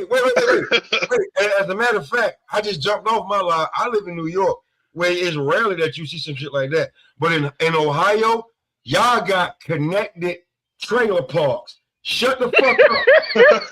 Shut the fuck up, nigga. Y'all got connected. That's y'all project is connected trailers. Y'all got single wires connected. Stop it now. Hold on. You from Moscow? You from what the heck, North Carolina? And I put like that. I'm from where the Goody Squad at. You from where they got single wires connected all the way down the block, like they I'm gonna put it like this. I'm gonna put it like this. You the same dude. Hold on. You the same dude that go to school and church in the same place. So I don't even want to get into it with you on that. You do. But let me do this. Let me do this with boxing. Let me talk to boxing nerd. Boxing nerd. You my brother. Listen, you my brother and I love you. All I can tell you is this. You got hold on. You my brother and I love you. You got to stop pickle pulling Boots because Boots is going to pass out. The way you pickle pulling him is crazy. The man that bring pickle pulling is the biggest pickle puller out here. Exactly. Like, why are you talking? How am I a pickle puller? All I do is pick the brothers that win. Your name? Yeah, Tio didn't win. He lost to the best fighter in the world. Ain't no shame in that. The best fighter in the world before it happened. I've been saying that. You ain't been saying shit. I have been saying it, but this is what I ain't gonna do. Girly men. How you gonna pull a clip about yourself? No, I'm just saying. I don't usually argue. I usually don't argue with girly men. But shout out to my man Smoke. Because you are. And I'm gonna just say this. I got time tonight. Hold on. I got time too. That's why I'm letting y'all both live, because both of y'all dudes wear sandals. I usually don't argue with niggas that wear sandals. I usually don't argue with niggas that wear sandals, man. I usually don't argue with niggas that wear sandals with no socks, man. You don't want to roast me, man. Smoke. I do this. Smoke. Just like when you get them. Hold on, Smoke. Just like we get them 4 braids with the Vaseline, I really do this roasting stuff, man. Bro, you got so much baby oil in your bedroom. Like, cut the shit out. You wear and button-up shirts. I said we both wear sandals. Like, chill out, bro. Listen, hold on. One of y'all pick cotton and one of y'all eat that cheese fondant stuff. So it is what it is. Now, all I ask you is this: Smoke. How many times you cut your hand on that cotton? How many times you cut your hand on that cotton? I can go in the middle of the country, right? No, I'm asking you. How many times you cut your hand on that cotton, man? Never, bro. You pick cotton. Hold on. What happened? I thought this supposed to be the Cosby Show, man. What's No, good, dog? no. You know what? You know what This happened? shit hilarious. This This what shit I did wrong. hilarious. This what I did. Yo, This what I I did. I realize bought. he don't like when you match his energy. Then he start going in the ear. I want to say this. I want to say that, bro. You pick the most cotton from the middle of the country. That's where you at. You upside down built snowman. Hold on. I don't want to go. I don't want to go back and forth with a nigga with a third. Hold on. Smoke. I don't like to argue with niggas with third grade educations. So I'm gonna make it easy for you, man. I'm gonna make it easy for you. I'm gonna make it easy for you, man. Wait. Let's do this. Let's talk some boxing. You did not go to class, BBO. Hold on. BBO, I went to college. Have you ever seen a college? I'm not talking about when you was doing genital work, when you was propping the floors. Have you ever seen college? Seen a college. So the fat ass niggas like you in college because you wasn't in class and you let me use your damn your food card to go get something to eat. You fat bastard. You want to keep talking? Hold on. Let me ask you this. How many teeth you got in the back of your mouth? I got all of them. That's my question. How many teeth you got in the back of your mouth? You don't need teeth. I got a question, man. How many teeth you got in the back of your mouth? Fat nigga swallow food, Paul. You don't even chew. You chew 2 times and then everything. Hold on. So I swallow food. What else you supposed to do with it, Danny boy? Tell me, Danny boy, what else you supposed to do with it? You supposed to chew your food like Danny boy from Death Row. What else am I supposed to do with it? Now I'm Danny boy. So you got Danny boy and you got Slip the Shocker trying to come up here and get me. That's cool. But I'll say this. That is crazy. Shout out. But you know, shout out to Smoke. That's my guy. Smoke. Let me hold on, Smoke. Biggest pickle pulling sucker out this month. And you the only dude I know that eat crayons, but it's all good. All I say is this. You the kid that grew up that ate paint chips. What you talking about? Ate crayons. You ate paint chips. Because I know y'all didn't have no food growing up. I know growing up in the South, all y'all had was condiments. BBO, I'm sorry. I had both my parents while you grew up in a single parent household. I didn't grow up in a single parent house. I had both my grandparents. No. Listen, I give you credit though. Both your parents was cousins and they stayed together. That wasn't easy. That wasn't easy. I'll give them credit. Listen, having your grandmother and your mother, that's not having the same. No, I said my grandmother and grandfather. No. See, listen, that's crazy. But let me do this. Hold on. Danny boy. Hold on. Corrupt. Let me say something real quick. Nobody wanted you when grandma and grandpa took you. That means you was felt sorry for. You look 50 cents. Hey, well, I put it like this, man. Everybody can't be like you and 2 cousins come together and make a beautiful smoke. Everybody can't do it. Everybody can't do it. Nope. One nigga from New York, one nigga from Florida. That's how I got here. Sorry. No, you from New York? And you. No. You said nope. We don't know where. I'm not even gonna do that. But when you get abandoned and grandmother and grandfather gotta talk about it, it's so different. You know what I'm saying? But one nigga born in New York, one nigga born in Florida. That's how I got here. That difference between me and you. Now the difference was you picked cotton and you work at the school as a janitor. You picked cotton and you is built like an upside down snowman that happened to be lucky enough to be fat. So I'm a snowman. I want to be a snowman, but you ain't got no teeth in the back of your mouth. No, Which one would you rather have? I have my teeth. You don't. No, you do not. I've seen it. And you got the crusty black lips from smoking miles. You smoke miles all day. Because my lips are black from smoking weed. They're black from smoking miles. Does not change the fact that you was a fat bastard. But I say it like this. I say it like this. Just because you 5'3", black as coal, doesn't make you what you say. I am 6'1", 190, and if you keep and if you ever want to see me, and if you ever want to talk that same bullshit in front of me, if I want to see you, I just open up the wanted ads. Anytime I look at the wanted ads, I can find you. No. But let me do this. Hold on, Smoke. You're going too far. You're going too crazy. Hold on. I want to talk to my man, Boxing Nerd, real quick. No. Hold on, no. Boxing Nerd. You want to embarrass him? No, I don't. If I embarrass him, I'll let you hop in. I'm like Robin Harris on Baby Kids. I ain't your daddy, and I ain't having it. You know what's funny? A dude like you would get strangled, man. That's You the can funny try thing it. Hey, listen. Hey, listen. That's the funny thing about a dude like you. I'm Get tell you, I'm from the country where a bunch of 300-pound niggas that tried to strangle me. A lot better than you. A lot have failed. A lot of them got punched in their shit. That's why I keep talking the shit I talk. I punch hard, bro. I'm not a little dude like you think I am. Trust me and believe. I'm not 5'6". I'm 6'1". I'm a $190, and I'll punch in the throat. so Max, you telling me your feet can't move around? Not the way you trying to do it. Okay. Your little feet can't get moved. Oh, so you got a granite chin then. You got a granite chin then, huh? No, hey, listen, I tell you this. Listen, y'all crazy as shit. Listen, I'm gonna put it like this. Hold on, let me do this. I'm gonna end it right here. I'm not gonna argue with a nigga who work at the Waffle House. I'm not arguing with no more Waffle House. You got the legs. Shout out to Waffle House. Hold on, now we gotta throw the Waffle House nigga back in the back. So we gonna bring you back, Waffle House, but have some respect when you come back, man. You ain't Shout picking out cotton to no Waffle more. House. That's one of my favorite restaurants. Shout out to Waffle House. Listen, don't get mad at me because you got the legs of a 12-year-old boy. You got Kevin Hart, Uncle what you call leg. You worked up at the top, but you barely can hold yourself yourself up. That's why you're always in the car. Don't talk to me about that bullshit, bro. You gotta remember, you even with a funny villain voice, you're not funny. You gotta turn your mic on. The stuff you're saying is garbage. Now I'm not funny. You just funny looking. You're funny looking. There's a difference, corrupt. There's a difference. But let me get back to my man Blue Hustle. Not Blue Hustle. Let me get back to my man Boxing Nerd. Boxing Nerd. Let me ask you this. Boxing Nerd, let me ask you this.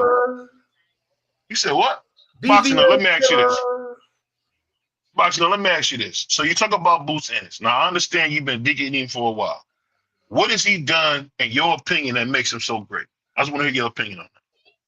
I believe he's gonna prove it. He hasn't really done anything, but I believe in his skills. He's my favorite fighter, and I think he's gonna be the best. Is he almost 30? Yeah, he's my age. Virgin. Hold on, nigga. Like I said, you're not in the breakfast line no more. Chill, sit back. So let me ask you this, Boxing Nerd. So he's 30 years old. Man, I see how you like to try to do shit. You like to pick on a nigga that don't know what he's talking about. No, hear this Boxing Nerd. Boxing Nerd, you hear this dude say you don't know what you're talking about? You love to do that. You want to Boxing Nerd. You sound a man disrespecting you. I don't know fighters from the early 1900s. Doesn't mean I don't know about the boxing. No. Yeah, he basically saying he basically calling you a pendejo, man. That's what he basically calling you, Boxing Nerd. I won't stand for that. It's whatever. Continue to ask your questions. Boxing Nerd. He likes to throw shit out there, right? About shit that you really don't privy or care about to try to be like that's his talking point, right? Yeah. So let me ask you. Hold on. Let me ask you. Hold on, Black Lips. We trying to have a conversation, man. Hold on 1 second. Black Lips. Let me have a conversation with my man. No problem. I need a drop from everybody. To make sure that I stay relevant. Even though I'm wrong on every goddamn take that's put out there, I'm wrong on it. But you know what? I'm gonna say this, Smoke. I'm gonna say this. I'm gonna do a B3. I appreciate you, man, because you was around before I had 7 million views, man. So shout out to my man, Smoke. Shout out to my man, Boxing Nerd was one of my first guys that was watching my channel. So I got nothing but love for Boxing Nerd. This is my guy. We had some fun because he's from Canada. You know, I know he like that. What's that cheese and gravy shit y'all out there, man? Cheese and gravy. That sounds kind of racist right there. Hold on, Boxing Nerd. What is that stuff that y'all eat with the cheese and gravy and the fries, man? I got it from McDonald's when I went up there. Maybe you should know instead of just asking them with the cheese and gravy shit. That sounds kind of racist. Hold on. Now you the race police? Yeah, just like you. You can't. You're wrong. You can't be like, oh, I'm the race police, and then nobody appointed you that, and then when somebody appointed themselves that and do it to you, you can't get mad. He just keeps saying that. This man is a hoe. I remember. That's all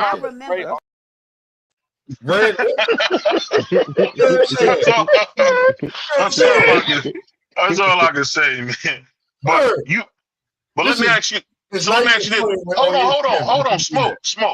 Sit on the couch like Ed McMahon. Sit on the couch like Ed McMahon for a second. Johnny's talking. So let me ask you this. Boxing Nerd.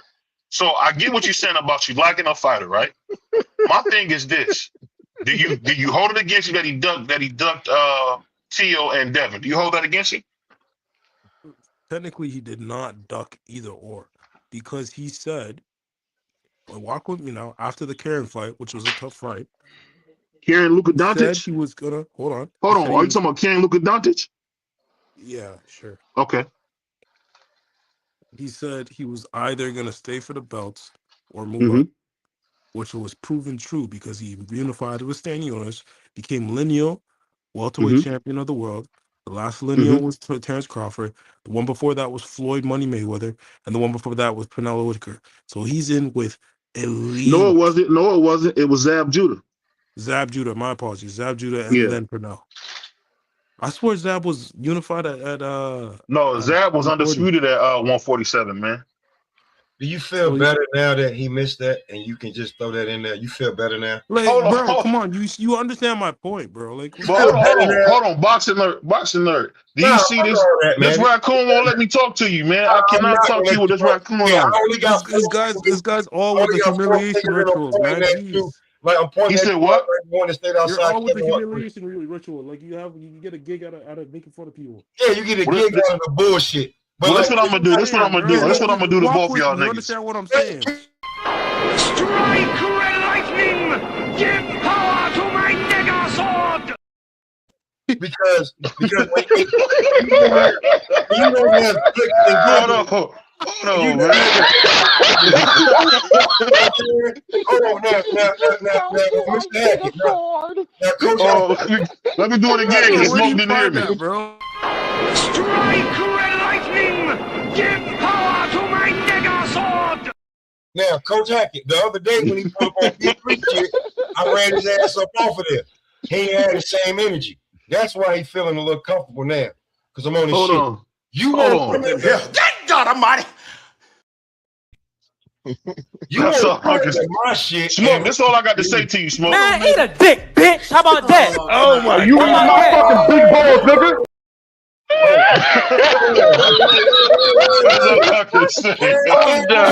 I know you ain't say that. You listen, you fat bitch, you live on your knees and you do shit. You live on your knees. Now, if you ain't the biggest dick sucker up here, I don't know who is. Who, me? Because I'm black? Nigga, you holler. Since you want to pour that, you a ligma.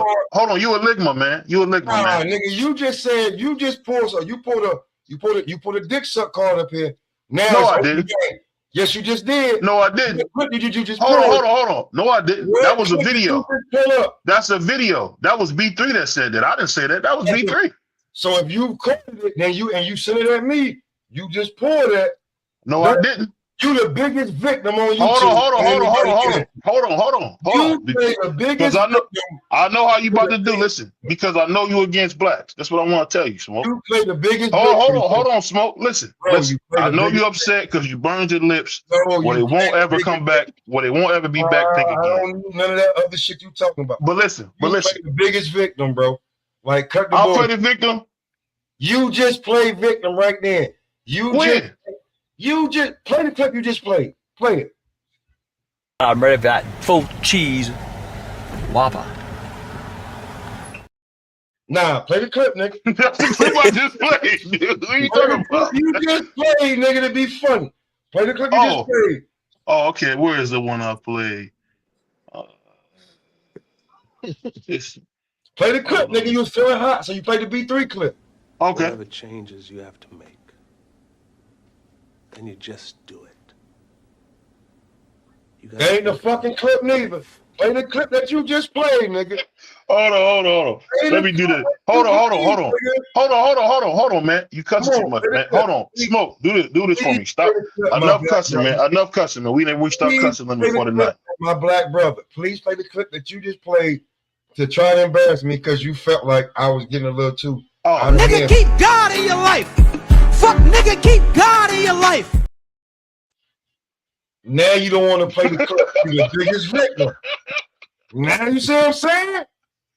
But let me do this. I want to ask my man Boxing Nerd this. So Boxing Nerd, what fight do you want to see Boost fight next? Do you want to see him another tune-up or do you want to see him fight somebody else? I never wanted to see him in any tune-ups. I want to see him beat up on everybody at 154. So like people like Uzma. Who? What was the dude's name that you beat? The IBO champion? What was that guy's name? I He don't worked at want to see Amazon. that Lima fight. The only reason that fight happened is because Sergey Bochuk didn't want to smoke. He was the first guy that he wanted. You know that, right? Mm. But You why know did he that, right? fight Tio or Devin? That's my question. Bro, he would. What did I just tell you? In 2024, the end of 2024, he said he was going to unify or move up. He was not going to stay for anything else. So Devin Haney fight ain't big? No, he didn't want to stay for no fight that doesn't bring titles. That was the So point of why him did he saying fight that. Brian Norman Jr. then? Because Brian Norman was moving funny. You know, what's crazy is Brian Norman wanted to focus on the shittiest world contender the world has ever seen in Jin Sasaki. He had an offer to make the fight Box, like what, a month out from the Jin Sasaki fight. Stop trying to make your point on a already narrative push panel. I'll just say this, man. Salute to you, Boxing Nut. I appreciate you coming through. Hey, but I'll say this though, man. All I'm gonna tell you is this: I want to see Boots fight too. I like Boots. I think he's one of the best Bro, you fighters call him in. Puss in Boots. Well, that's his name. No, it's I didn't come up with that name. I didn't come up with that name. Blue Hustle came up with that name. I just repeated it. He That's just the name that niggas underneath the Blue damn. Hustle is a Crawford He fan. loves black people so much he throw them underneath the damn butt. Know what I'm saying? Blue Hustle came up with that. What are you talking about? Oh, hey, bro, this nigga. Hey, listen, I'm trying to tell you right now, This bro. is a sick Negro. I'm trying to tell you right now. This dude with bro, he is. Hey, bro, come out the bushes. They got us. That's what BVO is. They got us. Hey, bro. Don't you hide over there underneath that car and they ain't see you. I see. Yeah, he right there. Get him Smoke. too. They got So me. can I see this, Smoke? And so let me ask, what's wrong with the blacks? That's my only question. What's wrong with you, man? You know, you usually speak really well. What happened, man? Because you get on me about having my favorite fighter. I don't get on you about your favorite fighter. Who is Smoke's favorite fighter? Smoke, who's your favorite fighter? Smoke fell off. Well, I think they must have cut off his phone. So like I was saying before, he didn't. Smoke was calling us from jail. He must have his phone got cut. Oh, you wildin'. Yo, BVO, this is the last thing I'm gonna say. The reason he'd invite Devin or Tio is because Devin and Tio were coming out from 140 to 147. They didn't have titles. If they had titles, he would have fought him. But he didn't see the need, and Brian Norman didn't sign the contract in between training for his fights with the easiest title defense he's ever had. Well, I'll just say this. I'll just say this, man. You got to be careful with that pickle for me.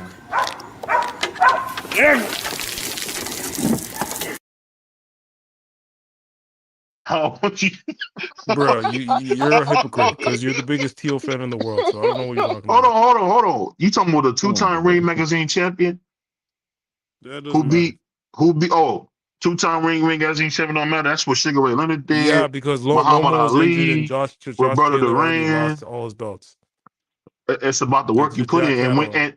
And what happened when the Puerto Rican beat him? They gave him a big-ass gold belt. So you can't hate on Tio. Now, I know your guys never know what it's like to be the best fighter in the world, but my guy actually was that guy. He just lost. Muhammad when was lost. He the best fighter in the world? He just was a minute ago. He lost to Tio. No, I mean, he lost to the best fighter in the Shakur world? When he had the Ring Magazine belt. He was never the best fighter in the world, ever. Who said that? Tio was never the best fighter in the world. Who says that? You? Yes, I'm telling you. But Boots is fighting Oompa Loompas and guys from like me, former football players. He will be. I said he will be. I'm not crowning him the best fighter in the world. If it wasn't fifth, we all be drunk. This resume doesn't say that. I'm being realistic. I'm just saying if it was a fifth, we all be drunk. Yeah, that's great. But Tio was never the best fighter in the world. Up until Crawford retired, it was Crawford. And when Crawford retired, Shakur became the best fighter in the world. But why did your man duck? Why did your man duck Crawford? That's the question. He didn't duck Crawford. Twice. Why did he make it mandatory to fight Crawford then? And what was this twice thing? What was it twice? No, I said, BL why can't did he fight make BL. why did he make himself the mandatory then it was a WBO? Because The fight. Errol was holding most of the belts, and you wanted to fight Errol for most of the belts, and then fight Crawford after. I'll just say this, man. I heard the pickle And he pulling, was but man, already you gonna ranked pull higher it in the off. IBF anyways. You gonna pull it off. What we doing it? But Bro, anybody got anything for me? here's You got the anything difference. for Here's the me, Blue, difference. before we Here's go? the difference. Here's the difference. Pay attention with me. I'm speaking only facts. He was No, number you're one not in the speaking IBF. facts, man. Hold on, listen, I'm gonna have to hold get on, my listen. nigga sword out. I'm gonna have to get my. If you say BVO, something listen else, for a second. Strike, red lightning! Give power to my nigga sword! Yo, you you want to keep have a making. conversation? Just listen for 2 seconds, bro. Go ahead. He was number 2 in the WBO and number 1 in the IBF. And the IBF We champion gonna had listen. other Listen, we gonna titles as come well. back tomorrow, man. I gotta get. We'll do Hold this on. tomorrow. I gotta go. I gotta go, fool. I'm telling you, I gotta go. Come back tomorrow. I gotta All right. go. You got anything for us, Coach? Before we get out of here? Man, y'all always give me a good laugh, man. Until tomorrow, Oh, is Coach saying everybody something I stay can't safe. hear? Hold on. Yeah. Yeah, it I was said good. Yeah, It you. was I good heard laugh, Coach. bro. Coach was talking. BBO. He could probably couldn't hear you, Coach. I He said said it was a good. I always get a good laugh from y'all, man. Everybody be safe, and we should do this again tomorrow, man. Y'all good dudes. Hell of a show. Appreciate you, Coach. Yeah. Blue, what you All got for right. BBO before we close out? Oh no, man. I was just gonna say, man. I guess a great opportunity for the laughs. You know what I'm saying? But yeah. On to the next one. Hey, man, shout out to my man, Boxing Nerd, man. Everything is all jokes. And just keep in mind, man, that at the end of the day, Smoke is my guy. You know, Black Lips and all. We just have some fun, man. You know, this is a dude that don't wear shoes every day. So y'all give him a break. That's my guy, man. But as I always say, like, comment, subscribe, check the videos out. We growing, man. Check out B3, check out D3. And you know, I always got, you know, as we say, we got the sponsor, man. Shout out to my man, Jalil Hackett, as we wait for him to be the next middleweight champion. We out here, y'all. Peace. Peace.